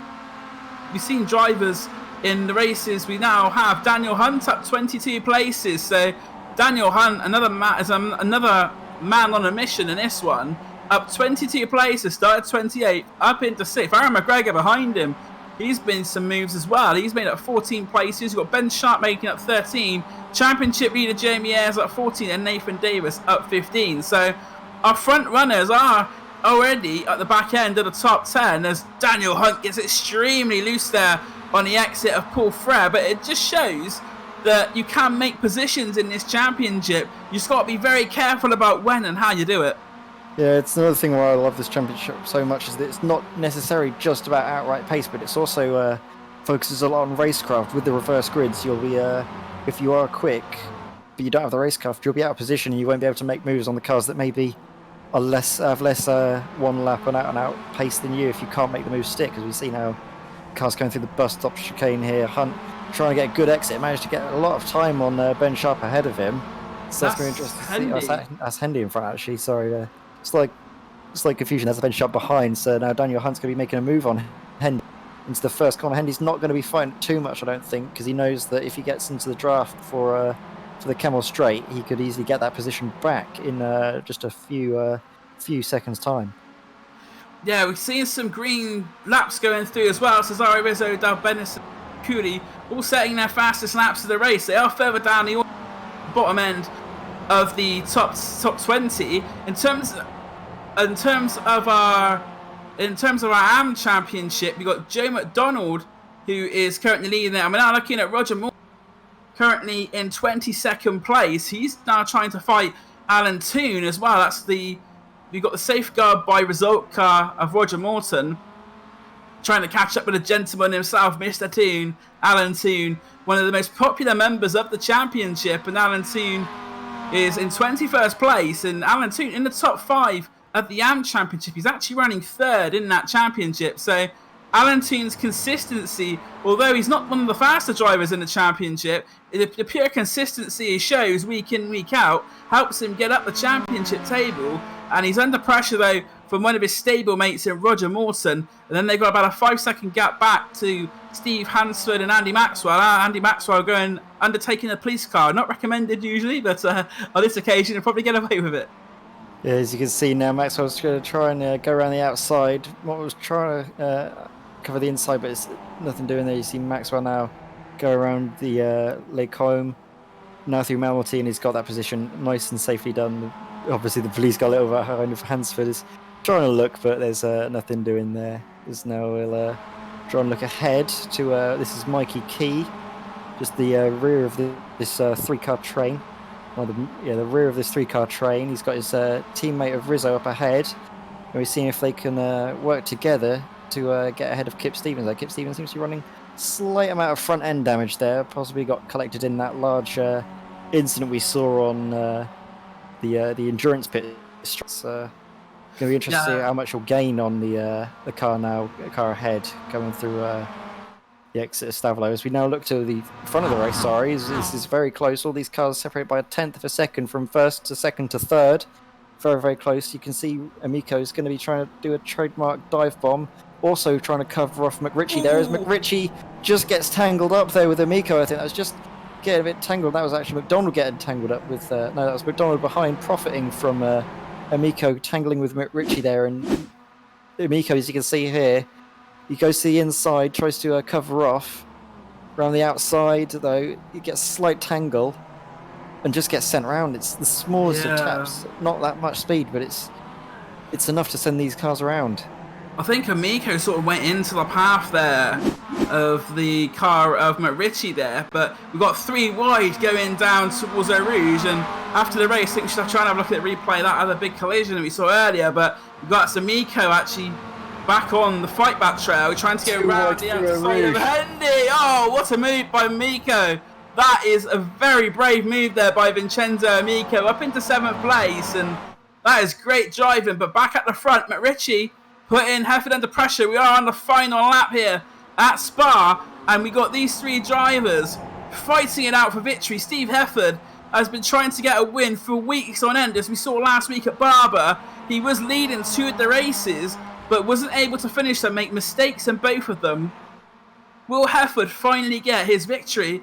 We'll find out. He's got about half a lap to go, but the asymmetric driver of James McRitchie, he is a previous winner in this championship, so McRitchie, by no stretch of the imagination, a slow driver. He takes the lead, and James McRitchie pushes wide at the exit of No Name. That'll be an instant point for him, but James McRitchie hasn't really made much contact. There's another driver going wide behind. That's McGregor in the background in the battle further down. That was for 5th place. McGregor, but going through Pujon, very wide there from James McRitchie, and that's going to allow Steve Hefford, as they go towards Lafania, the chance to catch up. The gap is about 3.5 tenths, but we know at the Spa circuit that with the slipstream involved, that 3.5 tenths really doesn't mean a thing. Steve Hefford seems to be the better driver at the moment through the second part of the lap, and they're dropping Joe McDonald, but as soon as they get onto the exit of Stavelot, McDonald will get the slipstream, and here we go then. For the 3rd time in 3 races, we're going to have a grandstand finish towards the end. As I say, they go through Stavelot up towards Corbet, Paul Frere, and then we'll have the left-hander of Blanchimont. It looks like we may be going too wide in Blanchimont again, side by side. We'll have a look. Hefford's going to try and go round the outside, nearly a wheel on the grass, but he's still going to try and pin it. Hefford keeps it pinned round the outside, not going to make it. Does exceed the track limits though, but I don't think that's going to be an issue for him. But James McRitchie breaks into the bus stop for the final time, defends the inside line. I think he's just about done enough. Hefford tried as hard as he could. It's not going to be enough though, and James McRitchie will take round 15 for asymmetric, crosses the line, very close, under 2 tenths of a second. Hefford takes 2nd, McDonald takes 3rd place on the podium, and more drama for Vincenzo Amico. Amico as well on the exit. So Peter Van Gool takes 7th, Hendy was 8th, and that was the car of Vincenzo Amico having more problems at the bus stop.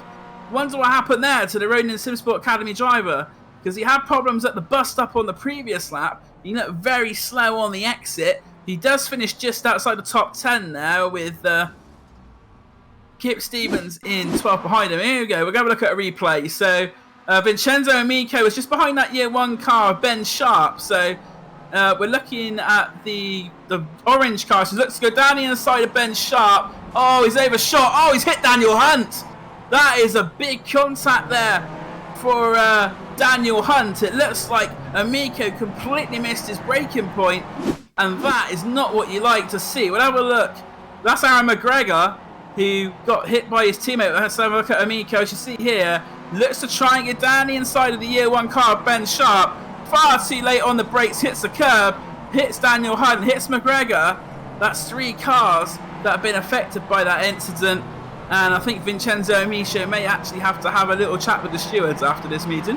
Yeah, you can also see that Ben Sharp, he was the first one to see the move by Amico and was able to manage just to get out of the way. And I think he managed to come out ahead of that pack. I think there was about 5 cars there, and he finished ahead of that battling pack there for 6th place, I believe.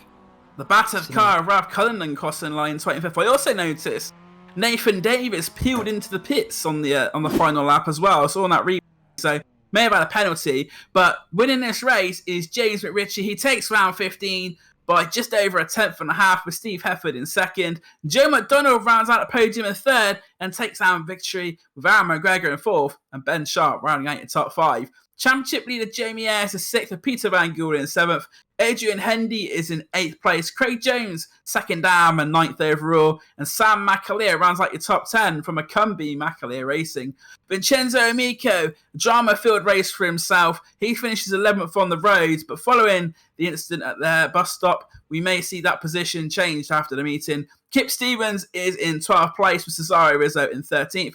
Dal Bennison takes 14th and rounds out our AM podium with Robert Graham in 15th and Lewis Payne 16th. Steve Cooley is 17th with Andy Maxwell in 18th place. Rounding out the top 20, 19th is Roger Morton for Safeguard by Result, and Mikey Key is 20th for Double Clutch. Alan Toon, 21st with Steve Hansford, 22nd in the police car. Daniel Hunt does finish the race in 23rd after that contact. Nathan Davis, 24th, as we saw, he took a trip down the pits, potentially a penalty for exceeding incident points. Ralph Cullinan is 25th, and those are the only cars that finished. We have the drivers who retired, and there is a fair few of them following that incident that we saw going down to Eau Rouge. Charles Kellyman, Phil Reagan, Jason Wiley, Chris Knox, Carl Hardy, Stuart McAleer, James Sharp, David Ward, Mick Barry, Michael Vortman, Ryan Moles, Graham Slack, and Ryan Main, all non-finishing in this one. And it is our 4th and final race very shortly. So what we'll do, we'll go to have a look at a replay and see what happens going down towards Eau Rouge with Mick Barry. That was a very big incident. It was Stuart McAleer and Mick Barry that made contact there, as you see, and it caused all sorts of chaos behind. Cars ploughing in left, right and centre. Track was blocked, and I was very surprised that we didn't see a safety car for that incident, because for a short while there, the track was blocked. Yeah, it's definitely one of those instances you can see here, just these cars behind. You would have thought they would have just lifted off, gone on the brakes, but they kept their foot in it. They kept just trying to think, oh, if I go flat out, there'll be a gap appear and I'll be able to make loads of positions. That doesn't work out. You've got to try and treat it almost as like you're in the car yourself. I know it's sim racing, you're not going to get in a serious incident, you're not going to injure yourself if you do have an accident, but these drivers will just need to be more aware, I think, and hopefully that's letting them know for the next race coming up, just to be a little bit more conscious about when there's a yellow flag in front, just to sort of take your foot off the throttle and leave out of it, because see there was a little bit of carnage. Obviously there's Phil Reagan tried to stop it. Yeah, Phil Reagan was one of the more smart lot, and he didn't really get too affected by it. You can see he's going to a crawl and getting out of the way. Very good driving there from the year one driver there. But you can see the police guy, as we mentioned earlier, not on duty, not paying any mind, just driving on through. Yeah, the rules do say that if there is an incident in front, you are expected to make efforts to avoid it, and I didn't see much going on there, so that incident probably will be investigated by our stewards after the race meeting is concluded. But for our 3rd and final time today, I believe we'll have a reverse grid duel very shortly with Graham. It is going now. The wheel has been spun. It's 35, so that will turn into another full reverse because 35 drivers didn't finish. And that puts Ralph Cullinan on pole position. We saw his car battered and bruised and dogged coming across the line. he will take pole position. Alongside him will be Nathan Davis. So if Nathan Davis did take a penalty on that final lap, he might not have done very well in this one, but he's in prime position for our fourth and final race. Daniel Hunt also will be another favourite to watch out for on the second row. He'll start third, alongside the police car, Steve Hansford, in fourth place, and Alan Toon and Mikey Key on row 3. You're watching the BSR MX5 2020 Pro Series here live on Year One Racing TV in partnership with Alpha Live. We'll be back with you shortly for our fourth and final race of the evening.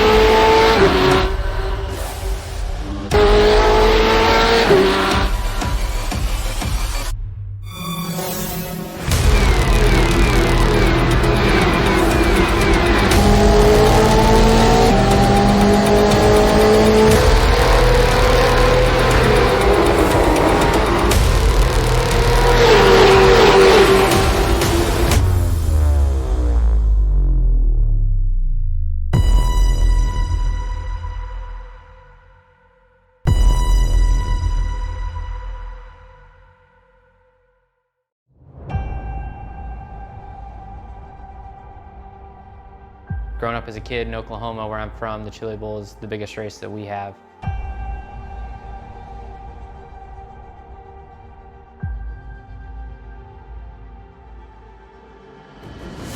The Chili Bowl has kind of been my favorite race of the year.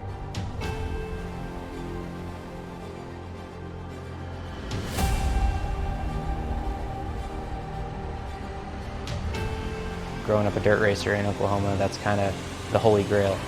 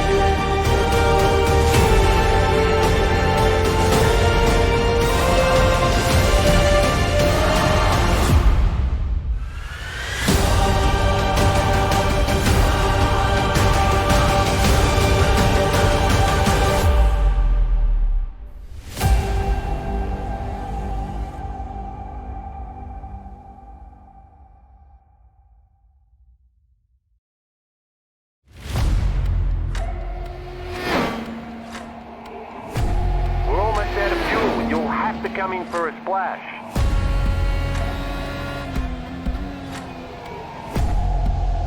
3, 2, 1, now.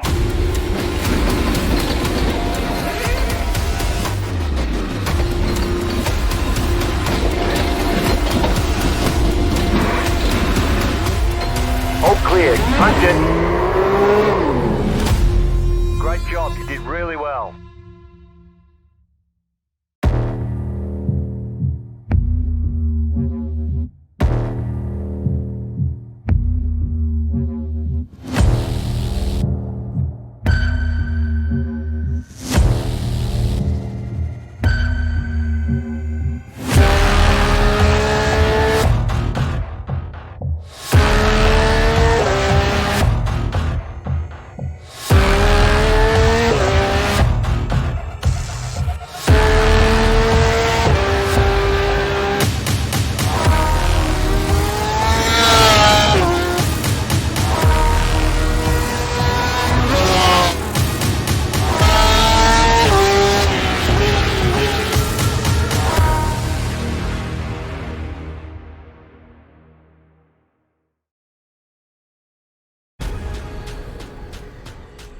The most realistic online racing sim ever made. This is iRacing. Detailed laser scan tracks, fully dynamic real world cars, and over 50 series to choose from. 6 online world championships offering over $100,000 in annual prizes. This is the original esport racing game. This is iRacing.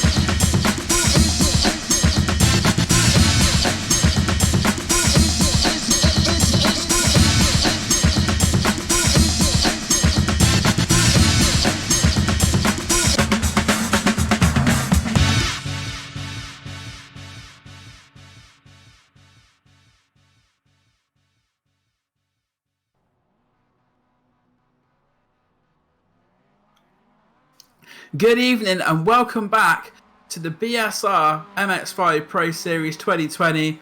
You're watching this here live on Year One Racing TV in partnership with Alpha Live. I'm Dan Blake, alongside me is Edward May, and we have Graham Sesford broadcasting for us. We'd like to say a very big thank you to Greg Hull, who's watching us from Timaru in New Zealand. So, Year One Racing TV being watched all over the world. Thank you very much, Greg, for getting in touch with us, and we hope you're enjoying the racing. Also, we have regular viewer Robert Truber watching as well. I know who he's going to be supporting. Adrian Hendy, Dren Throwdown. He has a very loyal following that follow and watch every week. So, a big thank you to everyone who's watching our broadcast today. As I say, we're broadcasting live on Year One Racing TV in partnership with Alpha Live. And our fourth and final race, it looks like we will be going into the night, Ed, and I think this is something that we should really be looking forward to. Yeah, this is the last race of the four that we have for this evening, and fourth race, if you've watched us before, the fourth race always throws up a lot of drama at the beginning and at the end of the race. These guys that might not have had the results they wanted at the start of the race, they might have thought they'd be higher up the order. They might have had some unfortunate contacts, maybe. They might have been involved in large car pile-ups. They'll be going for that last race and trying to get that result that they've been wanting from race one. So they're going to be throwing out as much as possible. As now we are getting the cars going to the grid now, lining up with the reverse grid, and this is going to be very much exciting. I believe Dan will run through the grid for us now. It's another full. So Ralph Cullinan on pole with Nathan Davis alongside him. Daniel Hunt and Steve Hansford on the second row. Alan Toon, Mikey Key, Roger Morton, Andy Maxwell, Steve Cooley, and Lewis Payne round out your top 10. Rob Graham is 11th for Dale Bennison. And 12th, 13th for Cesare Rizzo, 14th for Kip Stevens, 15th is Vincenzo Amico, 16th for Sam McAleer, Craig Jones 17th, Adrian Hendy 18th, 19th Peter Van Gool, 20th Jamie Ayres, 21st is Ben Sharp with 22nd Aaron McGregor, Joe McDonald 23rd, and we're going to get ready now for the final time today. The lights illuminate here at Circuit de Spa Franchorchamps, the engine notes rise, and away they go. And Ralph Cullinan, it looks like, made a pretty decent start. Daniel Hunt, though, has got the jump on him, and it's Daniel Hunt who leads as they go into the source for the first time. Can you see the pictures, Ed? I'm struggling. I can see the pictures, yeah. I can see that Nathan Davis didn't have the best of starts, but he's managed to try and get a good exit out of the first corner. He's got the inside for Eau Rouge, going around the outside of Steve Hansford in the police liveried car. Just now at the base of the hill, Eau Rouge, the base of the hill, going all the way at the top, Radion, which is at the crest. Daniel Hunt is leading the way at the exit of Eau Rouge Radion complex, and now we can see they're squeezing behind him. We can see Cullinan and Davis are squeezing each other. That's a swarm. There's a swarm, an absolute swarm here of MX5s. Headlights flaring into the TV camera, so you can see at the front of that, I think is that's Amico in 78. Yeah, contact there with the 47. Oh, that's Cesare Rizzo. I think he's just doing well there to keep out of it, but it's now got the inside. He's made about 4 moves in like one corner now. Now to Malmati, going around the outside of Roger Morton. Very good job there. Now he's got Bruxelles. He's going to have a car on his inside, but we're following the leaders now. We've got Davis and Hunt and Cullinan. Three car trainer at the front, trying to pull away from Mikey Key, who's in 4th place. Got Steve Hansford in his rear view mirror, but not too much to be too much worried. The cars are sort of spread out after the first lap chaos here, as you can see them coming now through Pouhon. Back, you can see the swarm of MX5s is coming now through Pouhon. We've got Steve Cooley we're following here. A little bit of banged up on his right hand side of his car. I don't know if that was probably from the Les Commons. Someone's off in the background, I believe. So that's we want to try and figure out. But so far, not as chaotic as we tend to see. Sometimes we have 10 car pile-ups on the race. There's someone who's just going to the inside. That's Lewis Payne in the number 3 car. Yeah, so the frantic racing driver, well, I've been using a play on words, had about a frantic start to that one. Looking at his teammate now, Ryan Moles in the number 18. He's fighting with Roger Morton, and just behind him we've got Ben Sharp. Oh, contact! That's another frantic racing car off. There's one to the outside as well. It's James Sharp from Avano. We've also lost Jason Wiley, so we said that we'd probably be seeing some action in this one, and that is exactly how it's transpiring as we watch Roger Morton currently in 29th place. As we say, Roger Morton, top 5 in the moment in the AM Championship. Ben Sharp just behind him though. I wonder how many places Ben can make up. As we can see in the previous races, he is one of the faster drivers in this championship, and it'd be really good to see how far up he gets. But at the front, it's Dan Hunt and Nathan Davis 1-2, and I don't think you can really look anywhere past one of these two drivers for victory in this one, because both of them have proven throughout the season that they do have that race winning pace, and Daniel Hunt and Nathan Davis both have won races already this season. Yeah, I think Davis is going to be one to watch. He's, like you mentioned at the start, he was one of the races that's not had the best of luck around the circuit, Spa Franchorchamps, at least this night. He's been in a lot of battles. He was on for a good position, but there's always in the last lap he's had some issues. I think in the previous race he had to pull into the pits for some, don't know if he had a mechanical warning flag or had a penalty, but you can see now Davis is not taking a prisoner. He's going around the outside, got the draft, getting his move done. Got the overspeed now as well, so he's going to have this corner nice and safely done through Lake On. And as you can see, the draft doesn't make these overtakes that tricky around here, does it, Dan? Yeah, so Nathan Davis, as we say, leads this one with Daniel Hunt in second place. Ralph Cullinan running out the podium, and here we go. Here's it's time for some more action further down in the field. So we're looking at Craig Jones. He's got Aaron McGregor alongside him. Adrian Hendy and Sam McAleer are there in front, and also Steve Cooley in that pack. There's a little bit of contact there, Constantina and up there as they go through Brussels down towards the downhill left-hander of no name. And as you see there, it's Craig Jones in 14th place, Hefford is in 15th, and the championship leader Jamie Ayres in 16th. And as we see again, it's those drivers who are at the top of the field in the races previously going through the pack, and a lot of positions gained already by the likes of Hefford and Jamie Ayres. They are coming through the field steadily, as we can see there. It's Ayres trying to go round the outside of Craig Jones. He's going to make it stick as they go now through to Lafania towards campus. I don't think Jones is going to put up much of a fight, although he is, because Jamie Ayres gets a little bit loose on the exit, and that'll keep Craig Jones ahead for now. Yeah, you can see though these drivers that have been put out of position through the reverse grid, the quicker guys that were at the head of the previous race, trying to get their way through the field, but not trying to do anything too reckless. If you get a slight car contact, that could be a race over before it's even properly begun. You're only on lap 2, 5 minutes into the race. This is all heating up, as we see now. Kip Stevens is right behind Peter Van Gool, I believe, and now you can see the car behind. Too wide now through Blanchimont. Car's going wide off the exit curve there. I don't know if they're gaining advantages or not. That would be something for the race stewards to look at beforehand, but it's certainly keeping the cars away from each other, and they're at high speed when the cars are on a ragged edge of grip. As we see some cars behind pulling into the pits, I believe. That's Steve Curry just going to the pits. I don't know if he had probably a mechanical warning flag that he had to get a fast repair for. Yeah, we did see, I don't think there's any fast repairs in this championship, but we see, and also Kip Stevens very wide there. If he goes much further out, they'll be asking him for some money to get back into the track. He gets back on the circuit now though, currently in 8th place. He's got Rob Graham behind him, his teammate, and Kip Stevens slows down there. Oh, side by side going through Rouge and Radion. Rob Graham and Peter Van Gool. Oh, this is very close race, and Van Gool almost gets pushed out there by Rob Graham, but Rob Graham keeps his MX5 in a position where he isn't making contact, and that was very brave driving there from the Scotsman Rob Graham, and he doesn't make the position though. But speaking of Scotsman, here's another one coming through the field, Sam McAleer, and we've also, just ahead of Rob Graham, we have got the driver of, that is McAleer, and then we've also got McGregor and Van Gool. So a great battle here that we're watching, and also it's Rob Graham and Sam McAleer, two Scotsmen, but Steve Hefford just behind them. And Steve Hefford, one of the top drivers in this championship, took second place in the previous race, only just missing out on victory, and now it looks like he'll make the move on Sam McAleer. So Steve Hefford up to just outside. He's just contact there between McAleer and Hefford, and McAleer going into the barrier twice. Sparks fly, and that is unfortunate for McAleer. He's caught the barrier at just the wrong place, pitched the car into the air.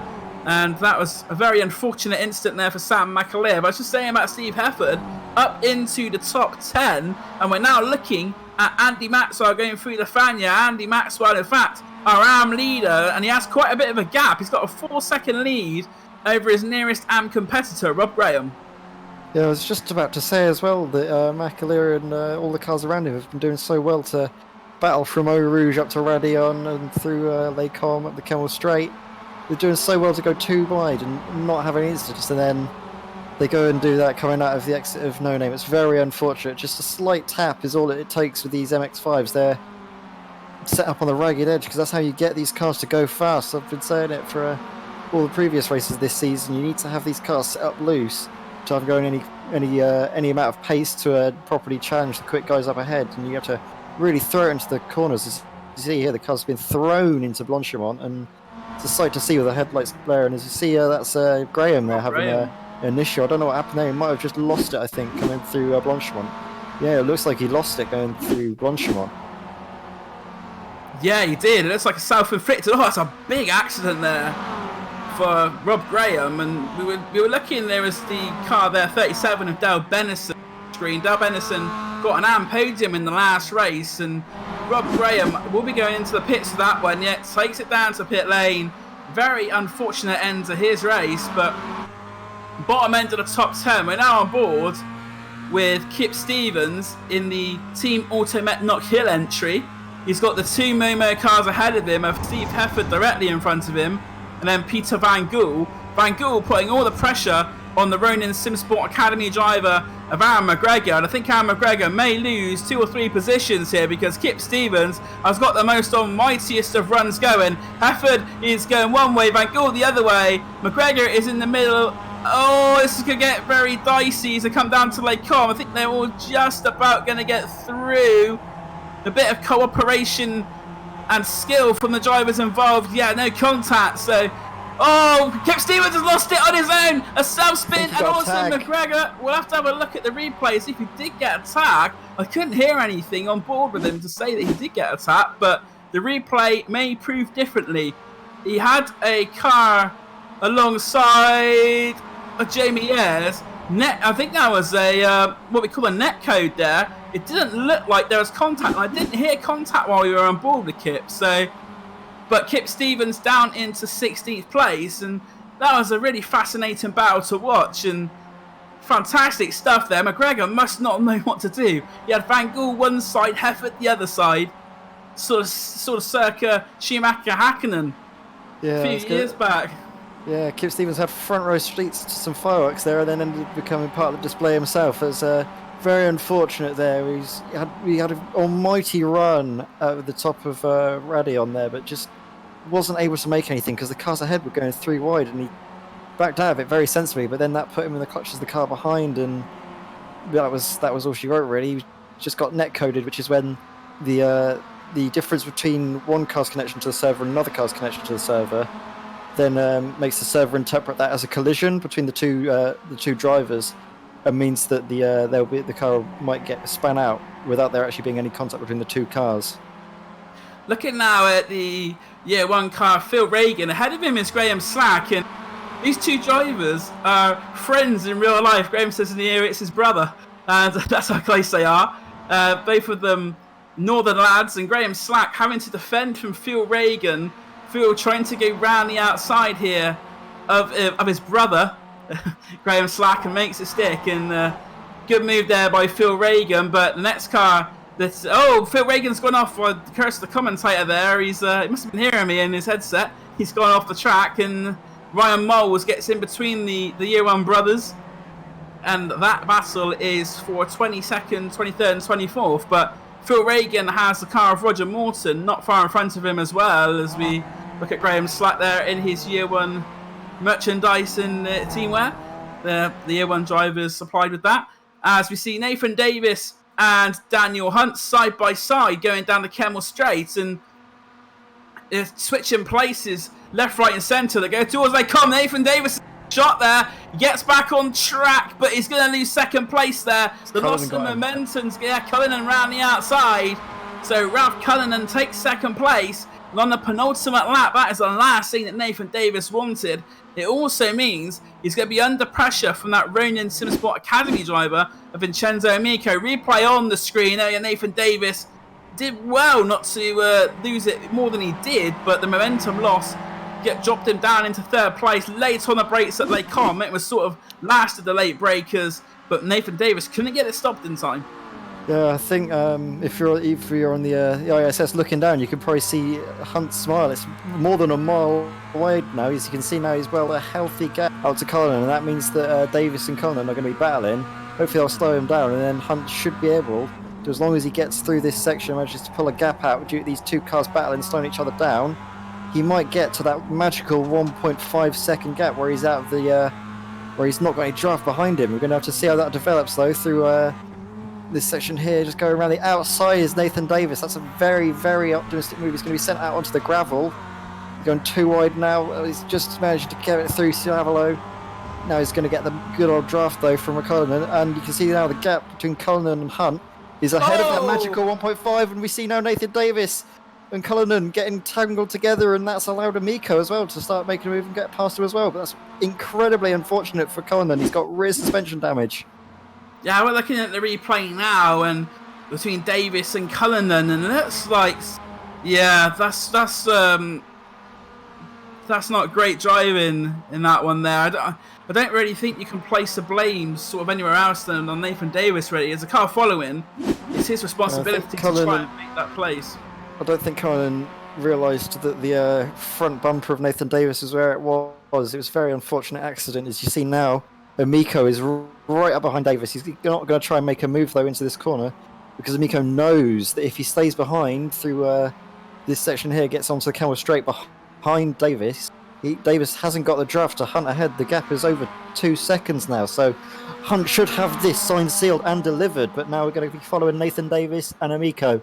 Amico's right up behind Nathan Davis, bumper to bumper, going through a route, radio, headlights blaring, filling each other's mirrors.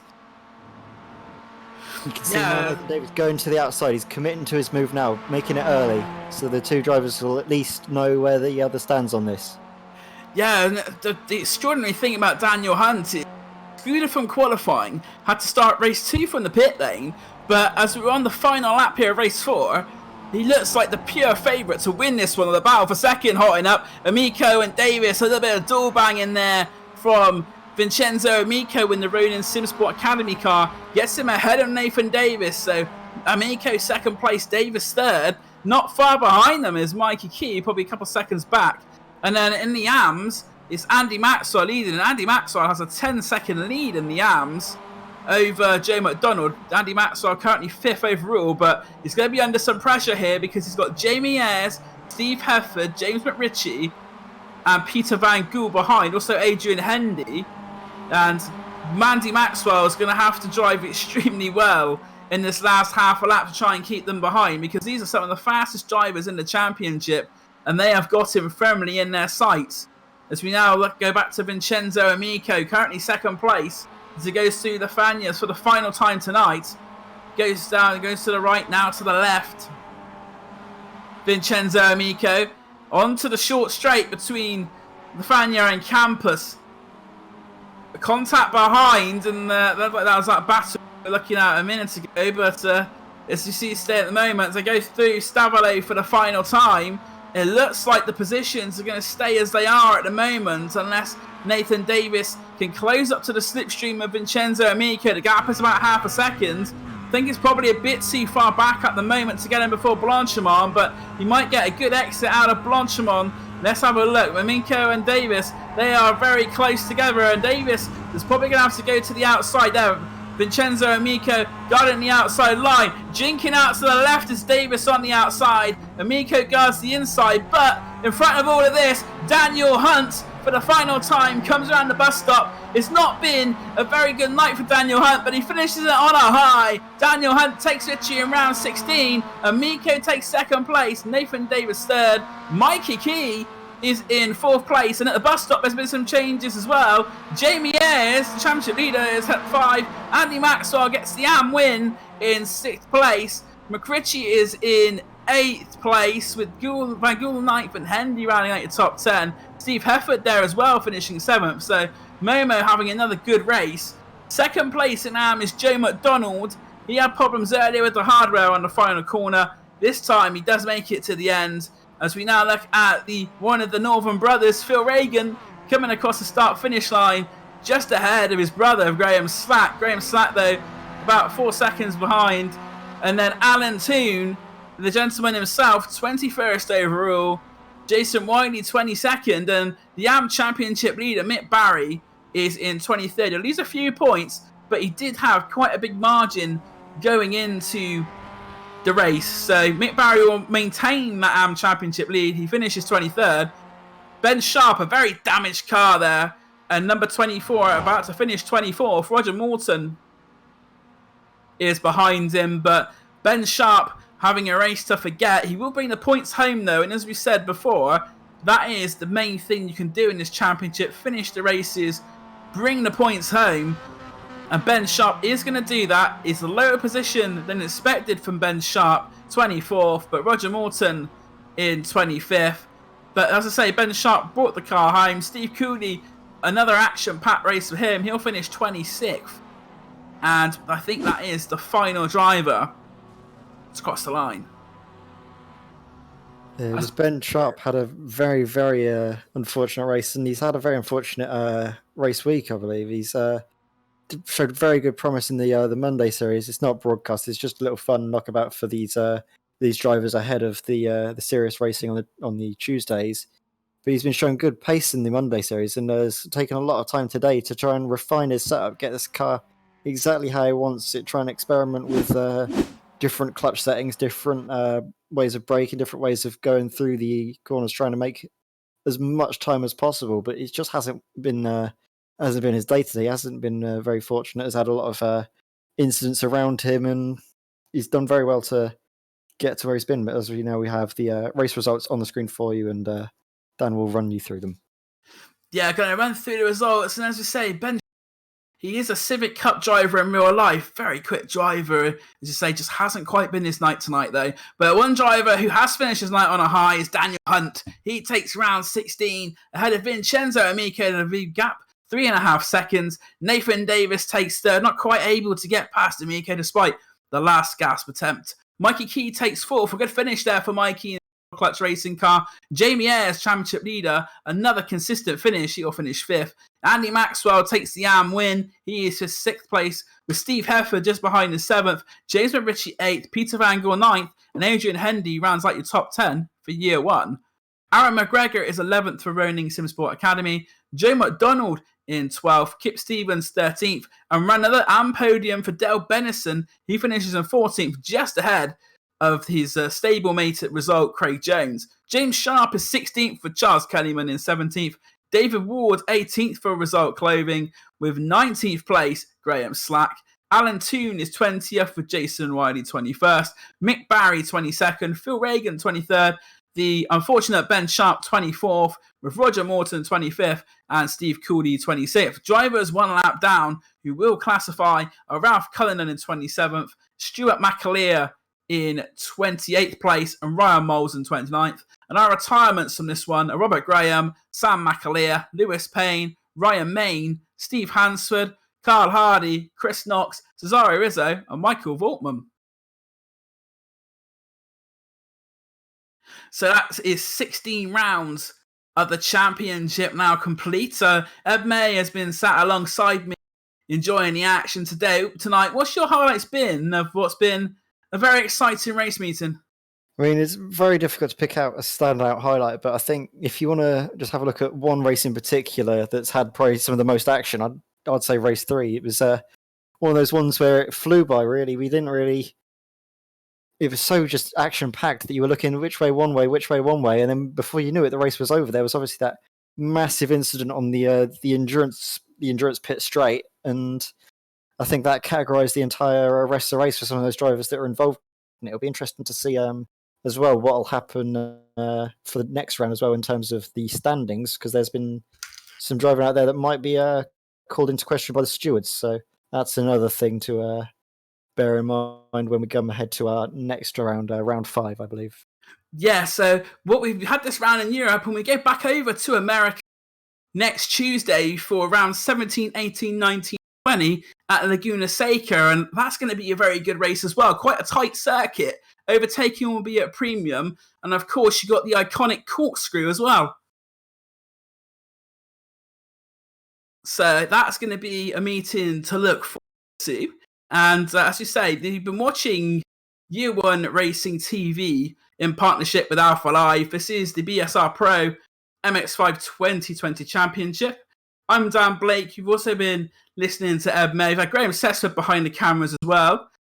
We hope you have enjoyed your broadcast, and thank you for watching with us today on Year One Racing TV, as I say, in partnership with Alpha Live. We thank them as well for their assistance and their support with this.